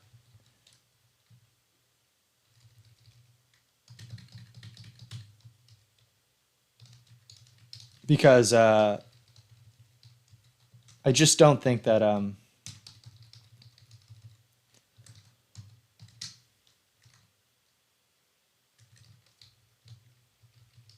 I just don't think that like batteries might not be the answer for mass storage.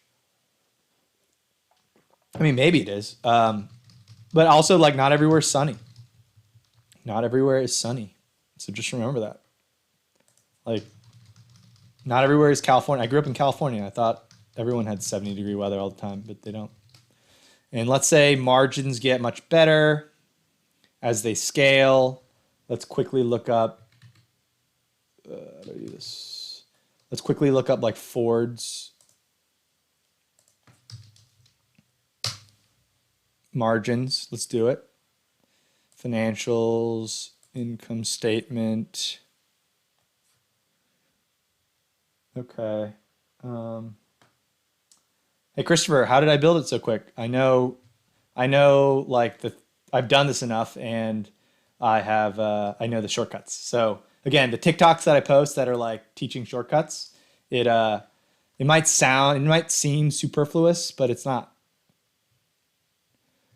Okay, gross margins. Wow, Ford only has like 6% gross margins? That's insane.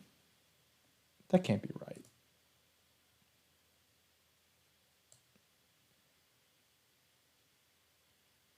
Okay, so let's say right? So this is saying, okay, fine, Ford's trash. Which one should I comp against?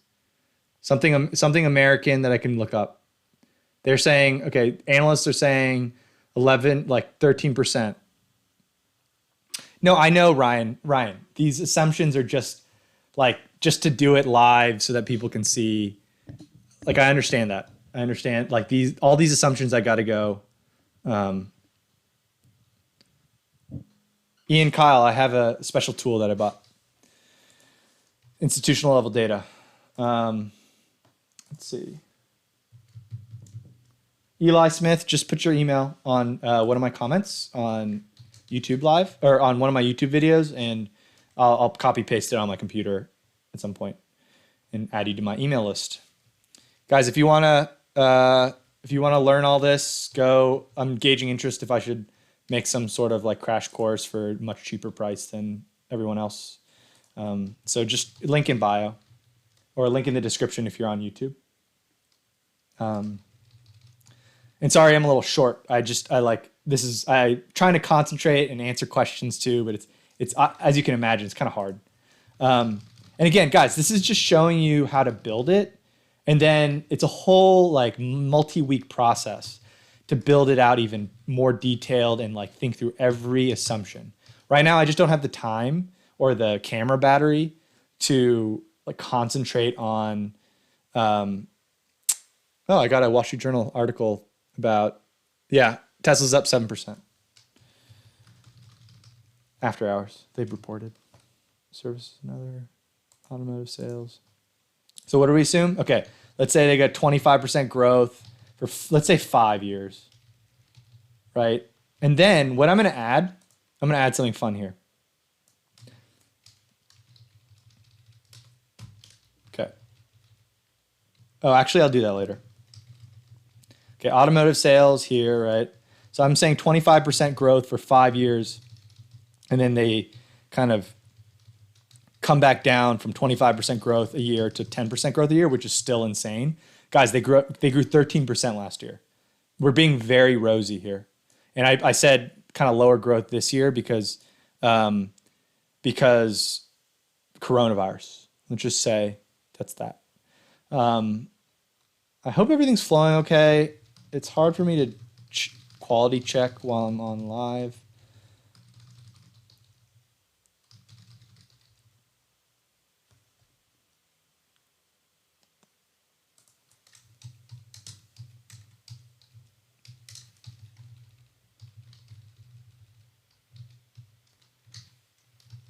I'm going to give them economies of scale. So I'm only going to grow SG&A by an inflationary 2%.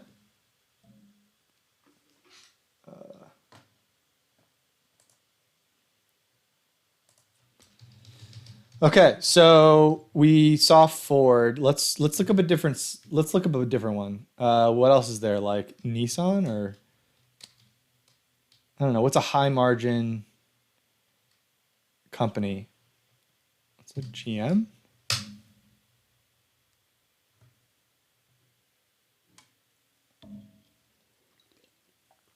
Okay, in their out years, analysts are projecting a 23% gross margin. Okay. So what are we doing? Let's gut check that, right? They already have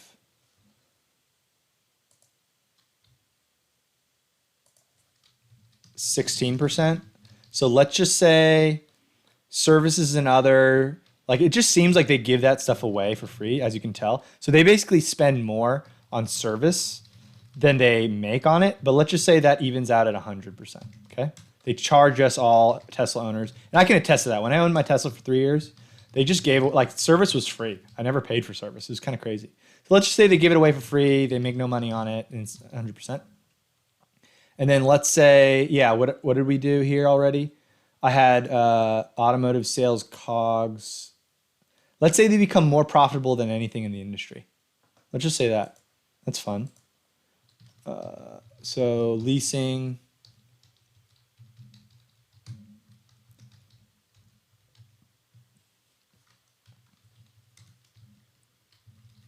Let's say automotive sales, they scale back to like 78%, 77%. They just get so much more efficient, 75%. And like, let's say it's even faster in the bull case, 72, 70. And let's say they become the most profitable gross margined car company ever and they make 30% gross margin on it.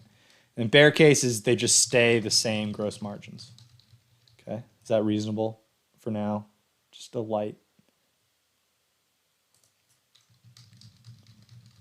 Okay, so that means, why is it falling here?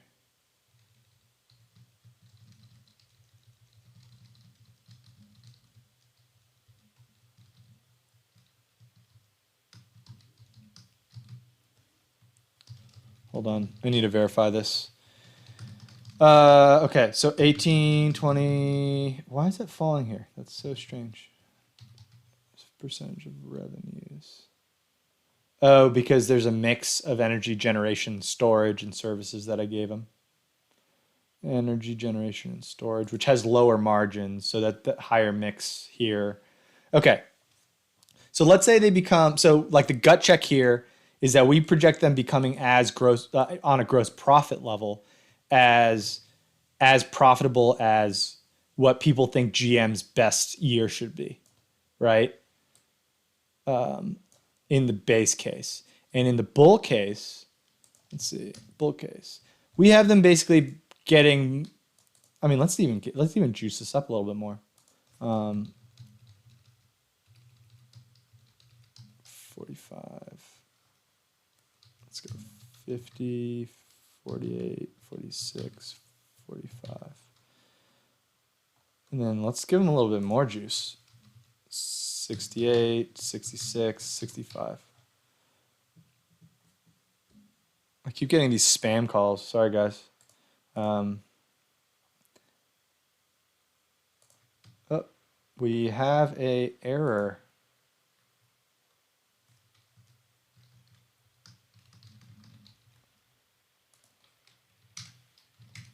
There it is.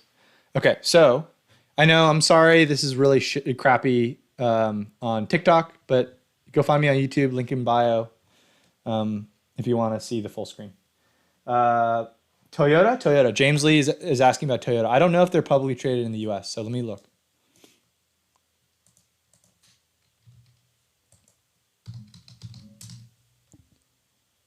They trade in Japan, so I don't know if I'm going to trust this. Let's go Toyota. I love Toyotas.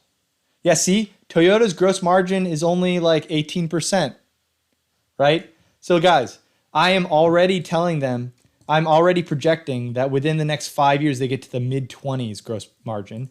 And in the out years, look, I get them over 30% gross margin because they're electric and they're awesome, which I think, guys, I'm a Elon Tesla fanboy like everyone else. I love that guy. If I can make a little extra money, I'm probably buying the Cybertruck for myself. But yeah, anyway. Okay, so all those assumptions I know is kind of sporadic and not really well done, but let's just see how the model flows. Okay, so we got revenues growing at like 7% this year. Revenues grew 15% last year. So 7% makes sense, right? They're still going to grow, but coronavirus, everyone's home, not buying a car. I'm not buying a car. I was going to buy a Tesla this year. I'm going to buy it this summer. I was going to buy the Y. And then we have like 30% growth, which is insane, right? That's insane. For like 5 years straight. Let's juice the bull case too, because I think the bull case is the fact that, like, what if they become as big as Toyota? I think that's what people are pricing in, right? So if they can become as big as Toyota, that's right, $280 billion in revenue. And these guys only have 20. So that might, I mean, so by the end of, okay, so let's gut check this, right? So by the end of 10 years, I have them almost as big as Toyota. Do you guys think that that's, I know, Gazarian, I'm going to add in the tech piece too. But do you guys think that, do you think that they'll become as big as Toyota on just revenues? And how long do you think it takes them? Anybody? For sure? Yes?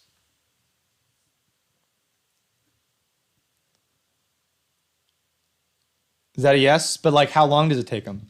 How long do you think it takes them to get there? Yeah, let's juice their car sales, guys. Let's juice them.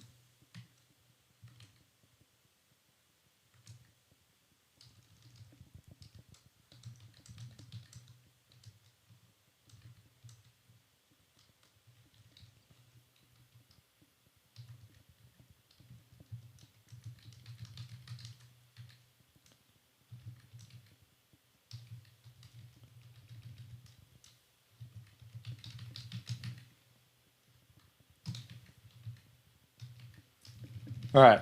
Look how insane amounts of growth I'm projecting here. Just insane. Okay.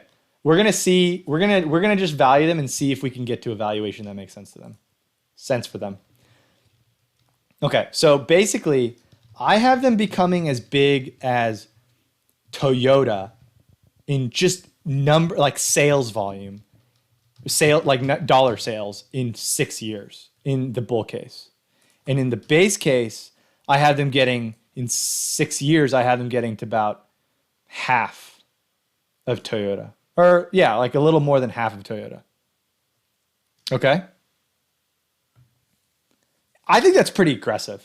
I think that's super aggressive, guys. Super, super aggressive on the top line.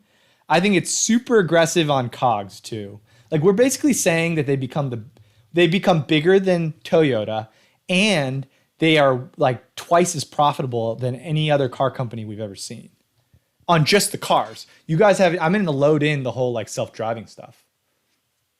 Okay.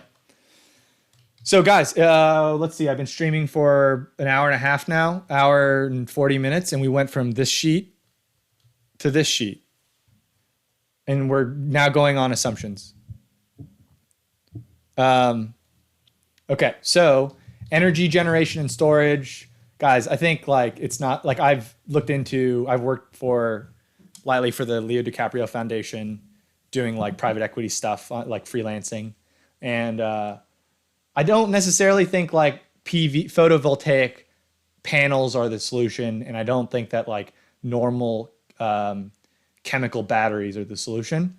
There's all these other different types of, hey, Eat the Box, I see your question. What do you think about re-entering finance with a criminal history? You're going to be barred from having a lot of those certifications. It's not my rule. A lot of positions that require that, like having like the license bars people with a criminal history, but that's not to say that you can't do it. I don't know much about it. You won't know until you try, right?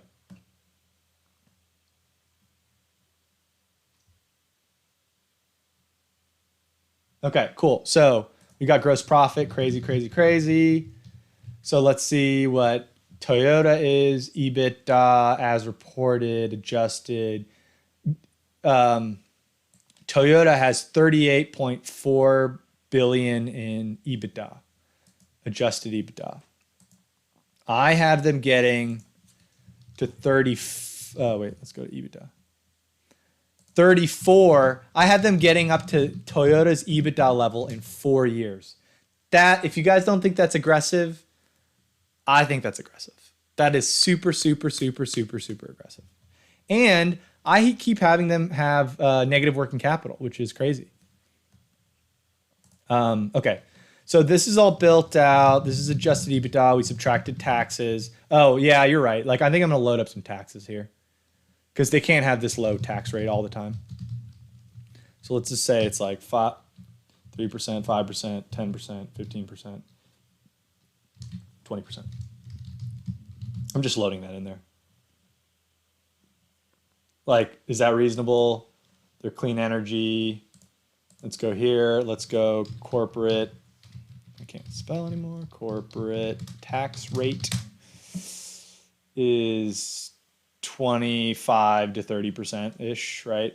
So we're going to get them to 17%. And let's just say they continually earn tax credits and that they sell to automotives, which actually I'm going to get them up to the 20% because at a certain point, right, if they are the country and the world's biggest auto producer, then they're probably not giving tax credits at that point anymore. I'm going to save this file just in case so I don't lose this last hour and a half of work. Unlevered free cash flow. Okay, well, what do I have to do next? Okay, so basically here it's adjusted EBITDA minus taxes minus Capex minus surplus change in net working capital and other. I don't have anything other because this is just a quick model. Quick. And then we got unlevered free cash flow, and then we got to do a terminal value. So we need to load in some assumptions, right? So the first assumption we're going to load in is a discount rate. Next is a perpetuity growth rate. How fast is cash flow going to grow into perpetuity after this 10-year period, right? That's a tough one, right? This is all very theoretical. And then, I don't know why I did that. Let's see. Okay, so to get terminal value,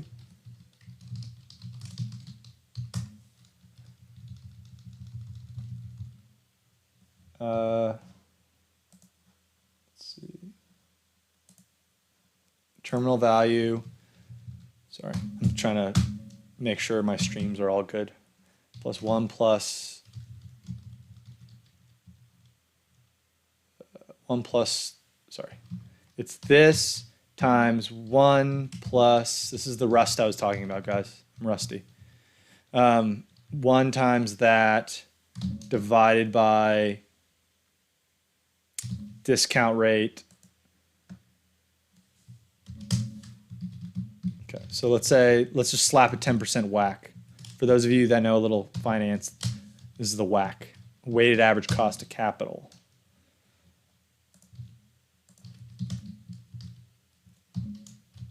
And then let's say perpetuity growth rate. Let's just say they grow 5% a year for the rest of ever. And then I'm going to say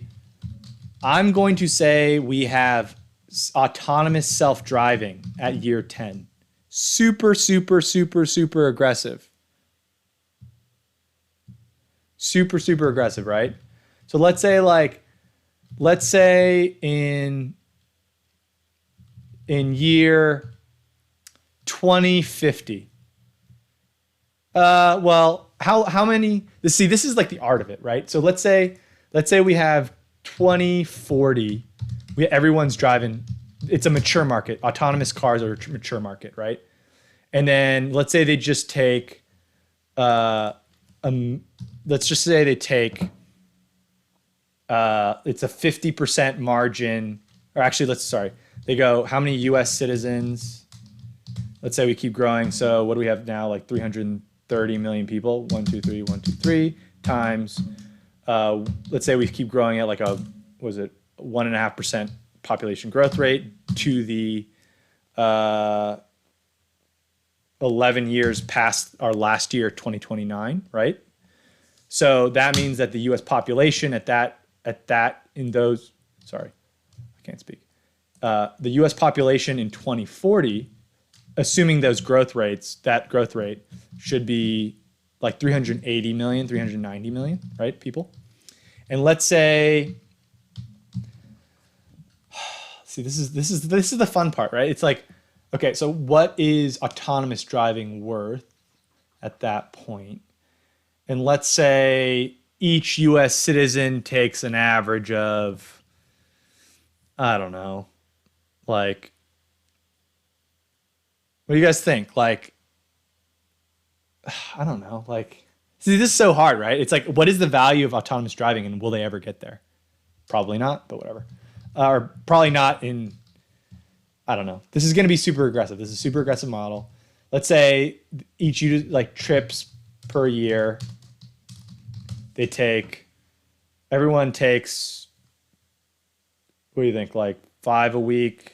No, that's aggressive. Maybe 3 a week, maybe 2 a week times 40 weeks a year, right? So 2 equals 2 trips times 40, 2 autonomous trips, AI trips per year, right? This is just thought process. This is like almost a game. So don't hold me to any of this. I literally started this an hour and a half ago from this. Yeah, Geiserian. That's what I'm trying to do, right? So autopilot, all that stuff is building towards revenue and cash flow from AI trips, right? Neural net driven trips where all our Uber drivers aren't going to be that. So let's just value the software. Let's say if you own the software, you get to make, I don't know, like, what's minimum wage? Like $8 today. So equals $8 today times, oh, well, let's say average 30-minute trip. So it's $4 times 1 plus inflation, 1.02 to the, we're in 2020, to the 20th power.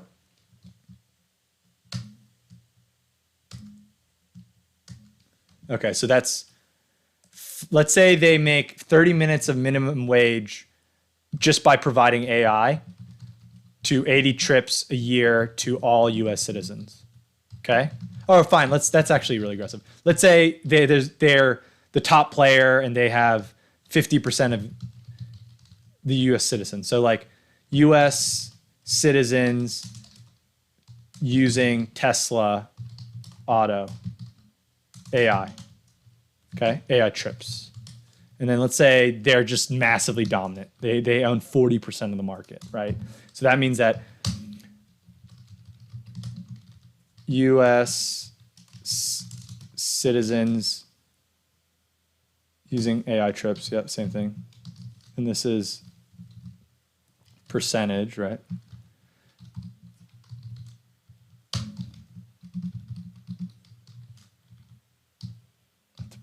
Go to my color coding. And let's say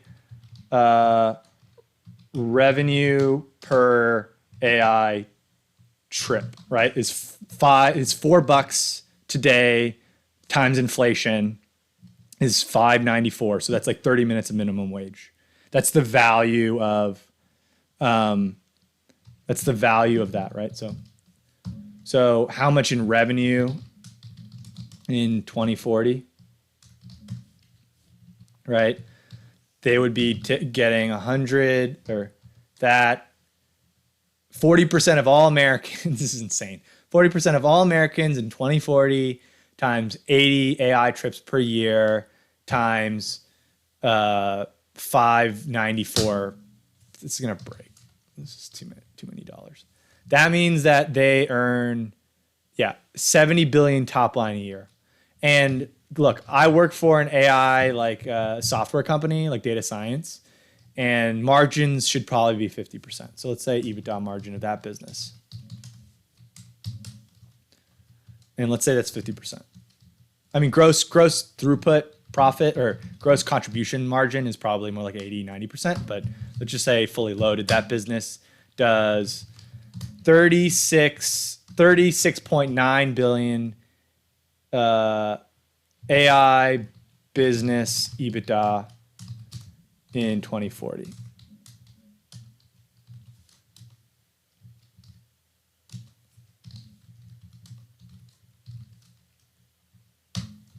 Okay, so that's the EBITDA. And let's say that's a really sticky business worth 15 times EBITDA at that point, right? This is insane. I'm going to lower this. This is just going to get insane. So U.S. citizens, let's say like 20% of U.S. citizens take the AI trips. There's 20% of U.S. citizens take 80 AI trips a year. This is probably not 4. This is probably like 2 because it's a computer. So that's 18 billion in top line, 9 billion in EBITDA. The business is worth $140 billion in 2040. And let's say the percent chance they get there, right? It's probably still like 10%. That's probably not even right. It's probably like 5% chance that they can pull this off, right? Autonomous driving. Hey guys, for those of you just joining, People have been asking me to teach them to do all this. If you want to sign up, if that would be interesting for you at a way cheaper price than the kind of $1,000-$1,500 that it would cost you, just sign up. I'm just gauging interest if it's worth my time. Link in bio, link in my YouTube description.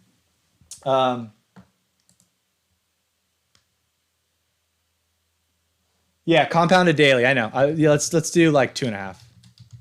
Let's do 2.5 there. I'm just trying to get, like, I don't even know what their EV is or their equity value is right now. I just want to go like start really high and then kind of go lower. So let's say, what are the chances they get there? It's probably like 2% chance realistically, probability weighted today, right? That they get to this insane EV of AI driving business, right? It's probably like,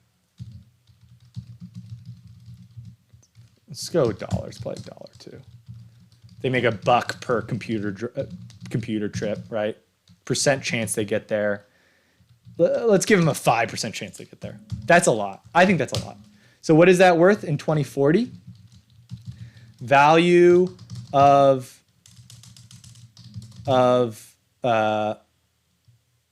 like AI business in 2040. So this is like this analysis we just did here is a lot more VC, right?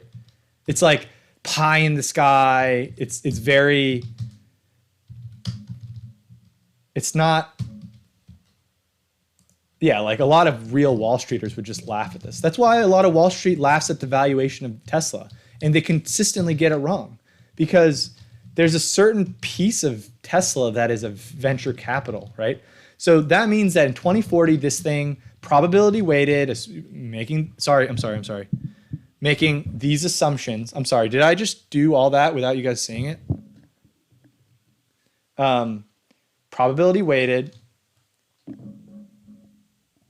is a $3.5 billion business in 2040. Okay, so let's discount all that back by 10%.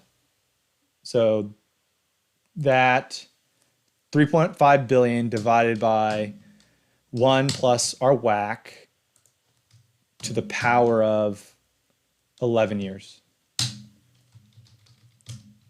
So that's worth, that's insane.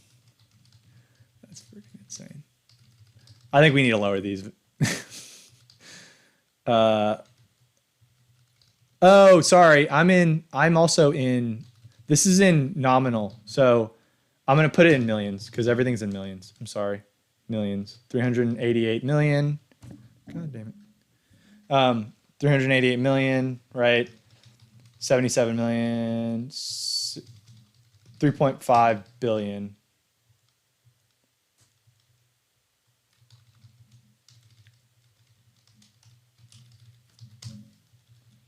Yep, that's it. So maybe we can give them a bit more then. So this is in millions. Yes, that's in millions. Okay. So yeah, these assumptions are already getting kind of insane. So whatever, we might as well. Let's say, again, let's get them back to dominant position. 155 million Americans are doing 80 trips a year at a current value, like at $1.50 per trip, 50% EBITDA margin on that business. EBITDA is 9 billion then, and EV is, let's call it 17 times because it's like a sticky business. And then, so it's an $8 billion with a 10% chance they get there. And then 10% chance they get there in 2040. You just count that back to 2029. Okay, so this is like value of self-driving by 2040. Okay. Okay, so let's sum all these up.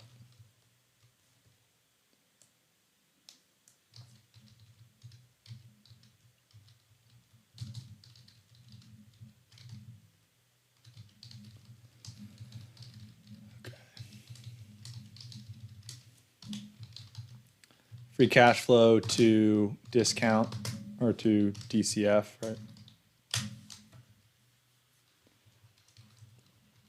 And then,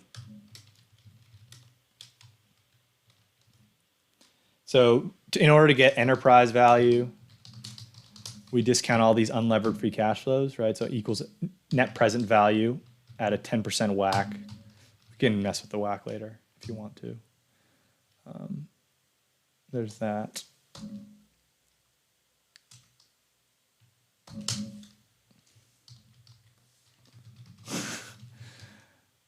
Yeah, that's too much. We gotta lower some assumptions after this, guys. Okay, how much debt do they have? I'm losing steam, guys. I'm losing steam. Hold on, debt. Let's look up how much debt they have.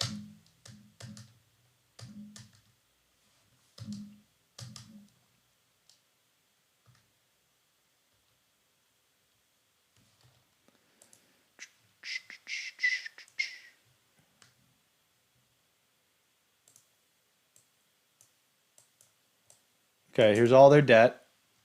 Unpaid principal balance is 12.5 billion. There's a lot more nuance to that. So debt. So the formula is enterprise value minus debt plus cash. So that's net debt, right? And this gets really, there's a lot more things you can load into it to make it more nuanced, like pension obligations and all that stuff. But this is just a simple one. So equals cash. How much cash they have? Unrestricted cash.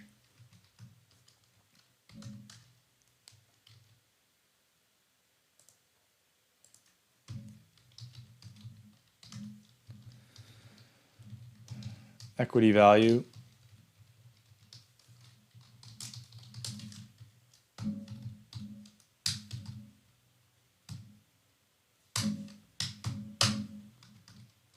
Okay, we need to change our assumptions. This is ridiculous. Something flowed through very poorly.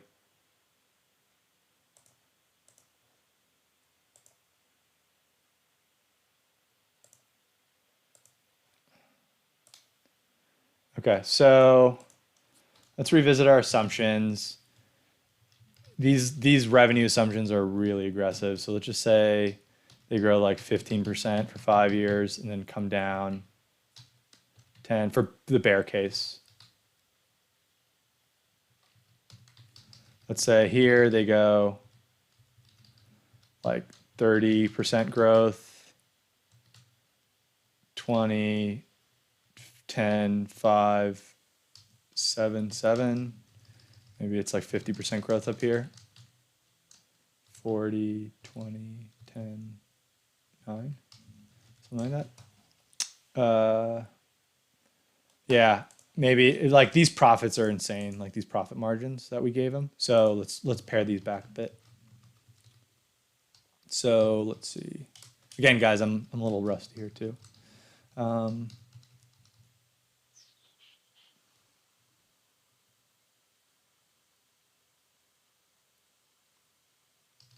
Okay, sorry. Thank you for staying with me, guys. Yeah, if you guys are on TikTok and want to see the full screen, it's on YouTube too.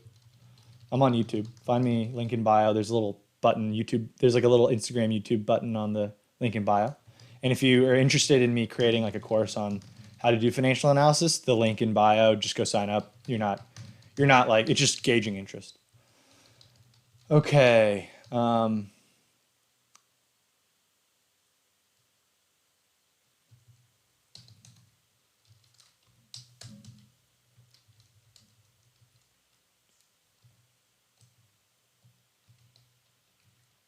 Yeah. That's more like it. Automotive leasing. I'm not going to even opine on this. Let's do that.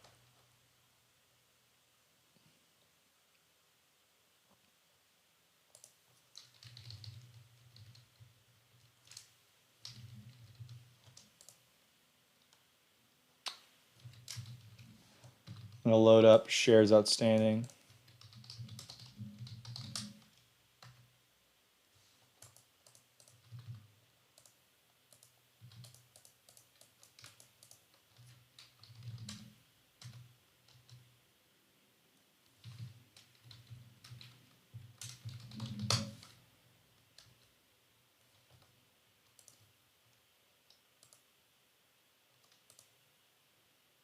Finding diluted shares outstanding.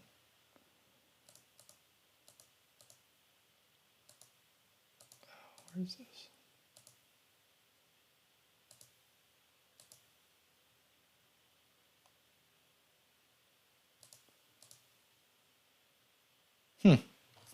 Shares out. Maybe stock.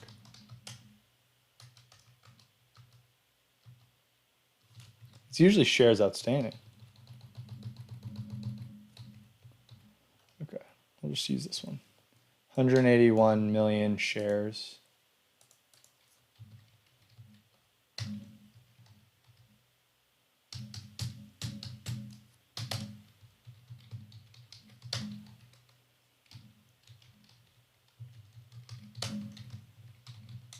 I want diluted though.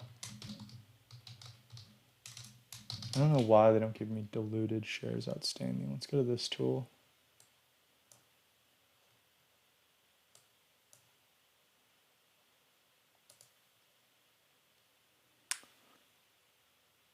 Oh, this is Toyota. Sorry. Tesla.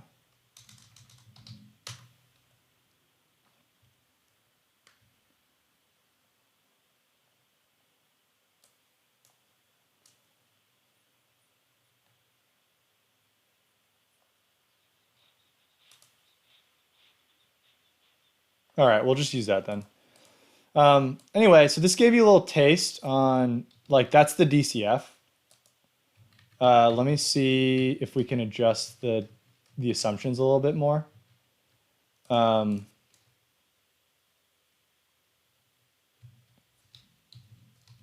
Right, like, I definitely think that these are very aggressive assumptions. Like, I don't think that I don't think that like 30% growth consistently forever is like that realistic, because I mean they had a killer year last year and they grew by 13%, right? So hold on, I'm getting a black box. Hey, I hold on, my camera just died.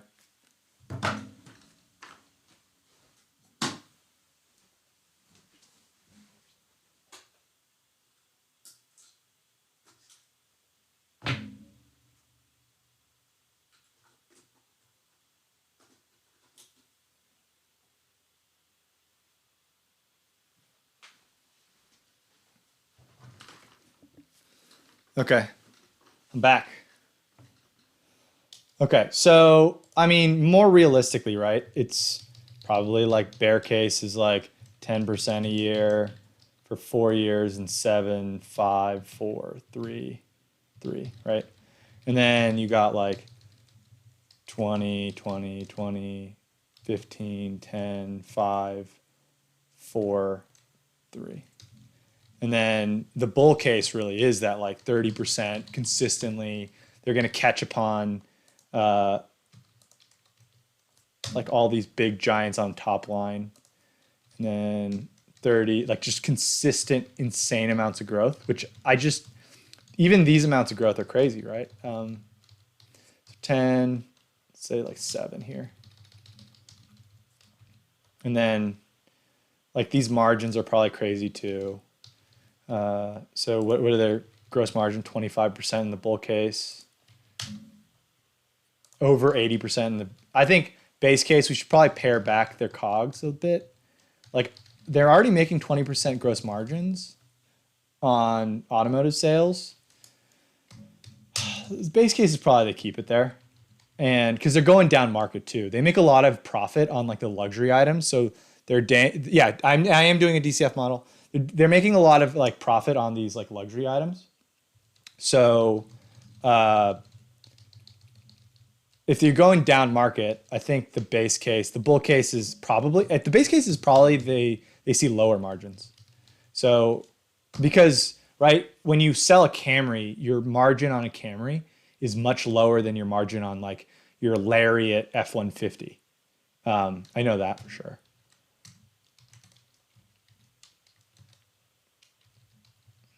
Let's see.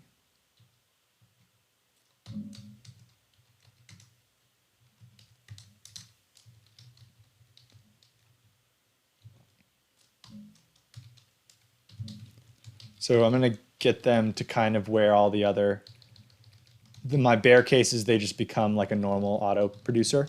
And again, guys, you guys have to remember that they're going to see a lot of competition too. Leasing, I know nothing about leasing. Service, they seem to be losing money. So maybe the base case is here, we just keep it the same. And bull case is like they break even on that. GB Wang, no, it's not automated because it's too customized and it's not automated. That's the thing. It's like software is not, like I work for a company that does neural net and machine learning. It's not like AI is not going to automate all of our jobs in the next 10 years. Or at least jobs like these. AI actually helps people work way more efficiently. But the critical thinking top level like positions will always be there.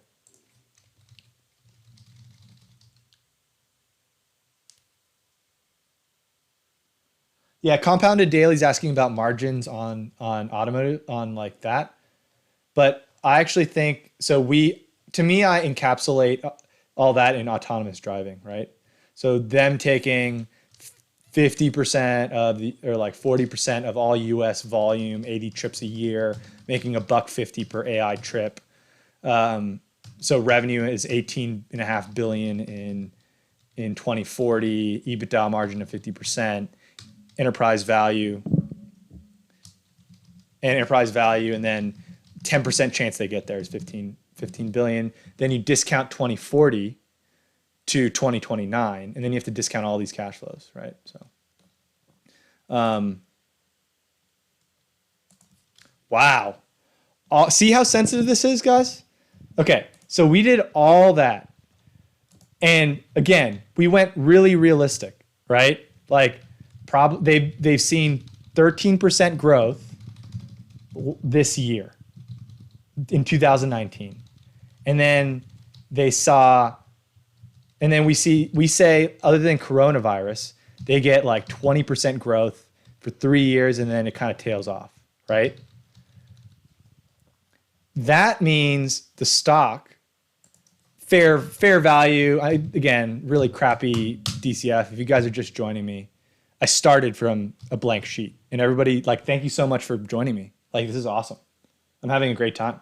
I started 2 hours ago on this thing, and now we have a full model, right? It's not the best model. It's just it needs to get worked out much more. But all these assumptions here, right? Like, we give them really strong growth in the base case. And we even say, look, they take autonomous driving like crazy. But then again, like, is my revenue per AI trip right? I don't know. I'm just saying it's like 1/8 of a human or something, right? I mean, let's give them $2. The thing is, it's so far out.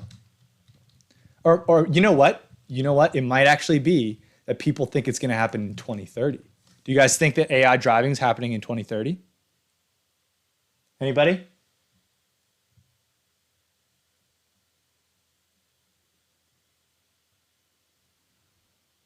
Anybody think that AI is happening in 2030? AI driving? Self-driving?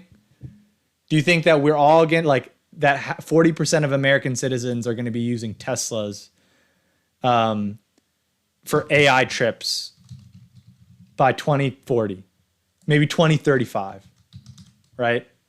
Let's say 2035, okay? Probably by 2025. Wow. In 5 years, you think that, Cliff Pike.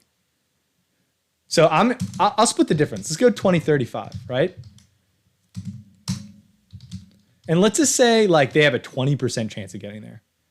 And let's discount that by, so 2035, I have to discount that by 6 years, right? To get to 2029. And then we discount that further down to here.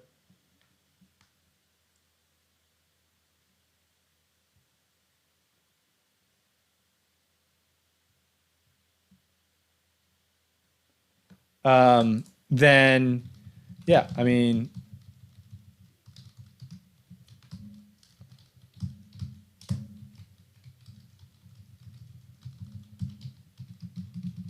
Okay. So, yeah, I mean, so this is the fair value of the stock price for our base case, right? So our base case, fair value of stock. I'm going to highlight that for you guys. Is like $400, right? So this is what I'm saying. You and I, all of us, right? All 90 people on YouTube and 225 people on TikTok, we basically justified them having a $500 billion valuation with insane assumptions before, and then kind of try to pair it back to realism. And this is just a gut check, right? And now we have a fair value of the stock at 400 on the base case. Let's go to the upside case, right? Oh, wow. Upside case. See how crazy this is? So the upside case, we have a fair value of the stock of 1,200, right? And then on the downside case, we have fair value of 175. So I just want to like, this is a really good example of like, it's garbage in, garbage out. That is like the phrase on Wall Street. Models are only so good only as good as one if you can build them and not have mistakes. And, you know, I don't think I have a mistake, but maybe I did because I basically in 2 hours, I built it from a blank sheet. I'll publish all this. Hopefully my recording didn't poop out, but I'll publish all this on my YouTube channel. Yeah, I mean, so Charlie D. Marr is saying that you're not including the truck, the delivery, the solar glass, and licenses. Well, I would assume that in these growth rates, I'm assuming that trucks are in here, right? But again, you're right. You are absolutely right. Like maybe they take, right? So maybe we layer in autonomous trucks and they sell to the trucking market. So let's say like value of self-driving trucks truck sales. So yeah, let's increase this to, I don't know. See that, so this is why it can take hours and like days and years and months to build out these models, because you're right. I should split out automotive sales by Model 3, Model X, Model S. I should split out trucks. What is their gross margin on trucks? And then layer in what's the value of AI driving trucks. So maybe we just, let's up the number of trips for right now, okay? So let's say everyone and their mom, let's just say to include AI driving trucks, like they do what is that? They do 31 billion trips a year, AI trips a year in 2035. Okay? And let's say they make $2 per trip in today's money, so $3 then. Yeah, I mean that juices the valuation quite a bit. But that gets you to 500. Right? The stock's at 800 today. Stock's at 800. So you really have to believe a lot, right?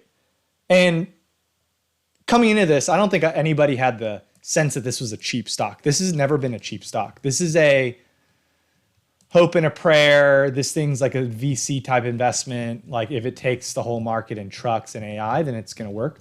But like if history is supposed to teach us anything, it's supposed to be that competition always comes in.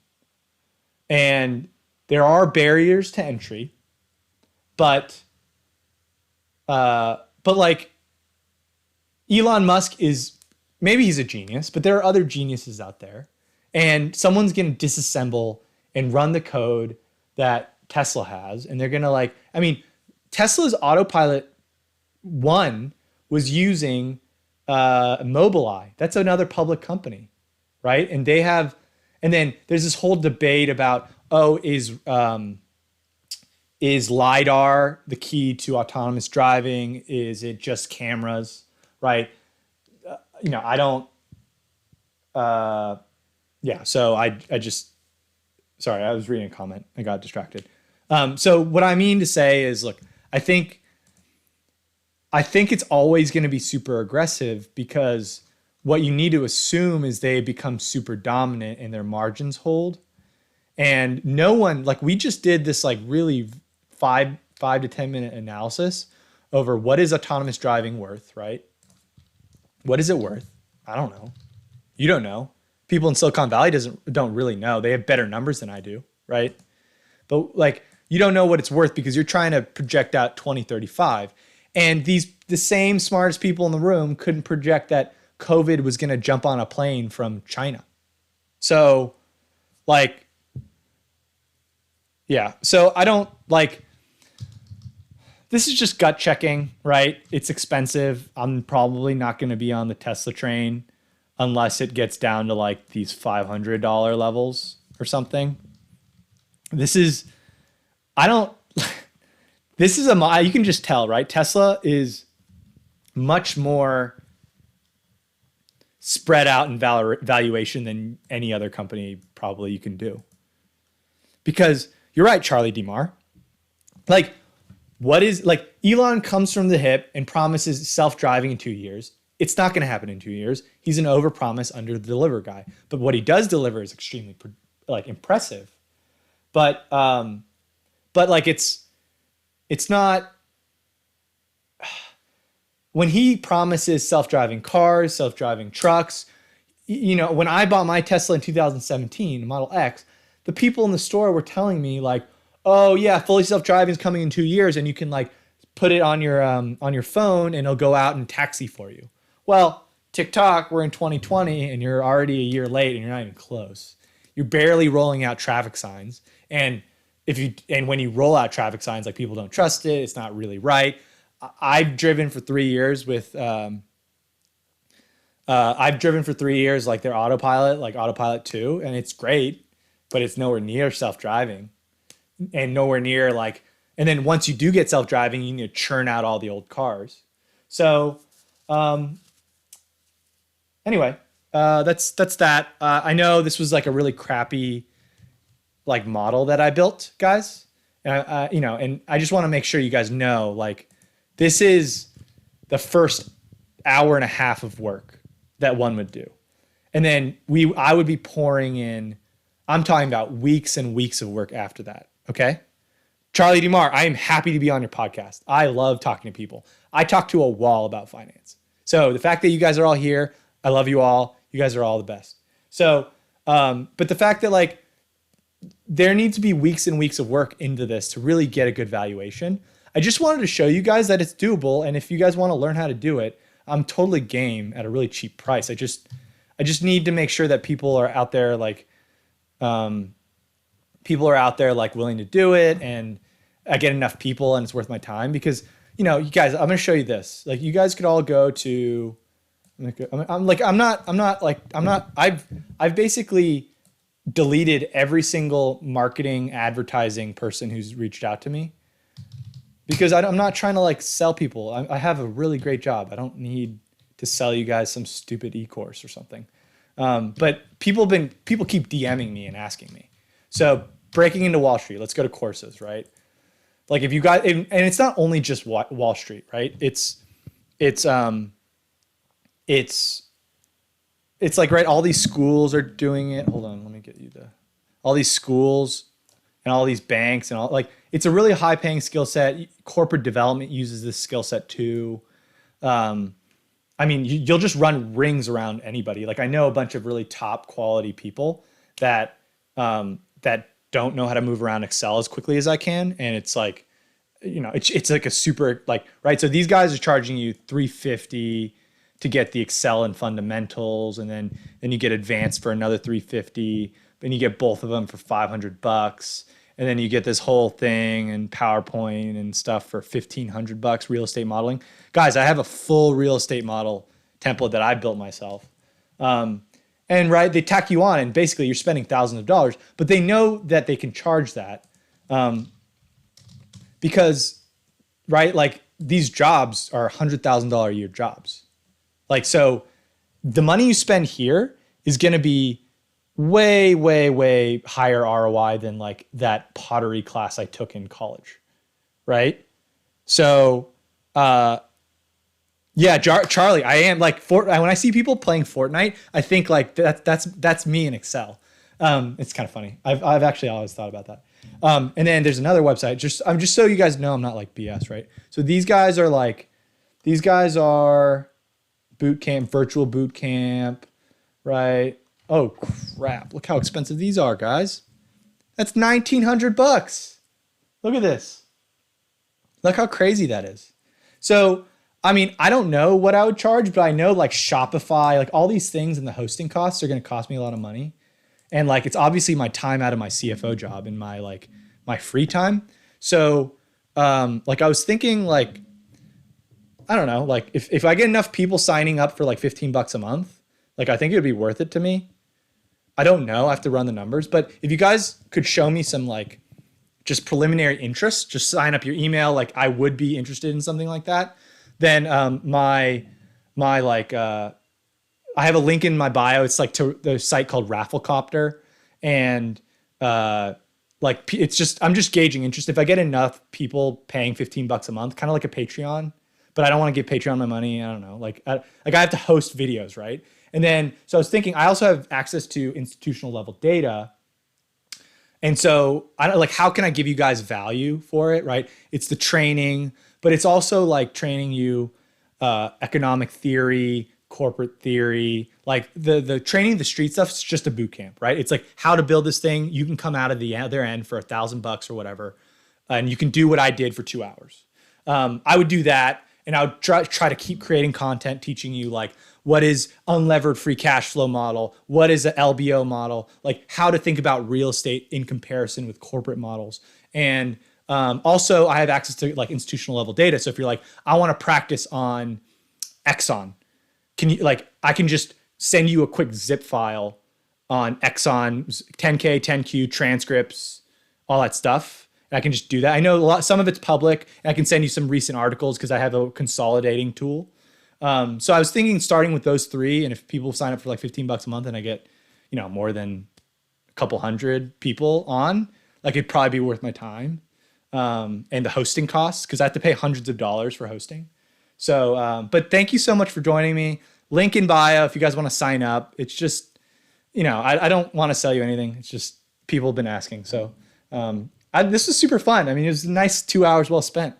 And I can't believe a lot of you are watching on TikTok, and thank you everyone on YouTube. Hopefully the recording didn't die on me. I'm using vMix, and so I'm going to publish that to my YouTube. It's gonna be like a 2 hour long replay. If you missed this, it's for some of you not boring, I guess, but just a lot of you probably boring. Yeah, John Alex, I don't know about stock picks, right? I don't know. I have to think about it. But initially, I think it's just like training because there's a lot to learn. There's a lot to learn. So anyway, I appreciate you guys. This is super fun.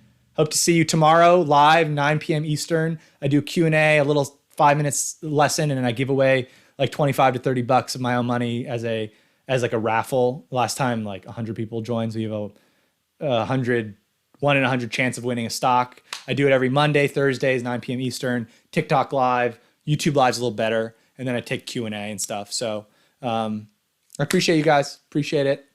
Stay safe. Stay healthy. Bye-bye. Thank you, YouTubers. I appreciate you. I will be publishing a higher quality version to YouTube after this.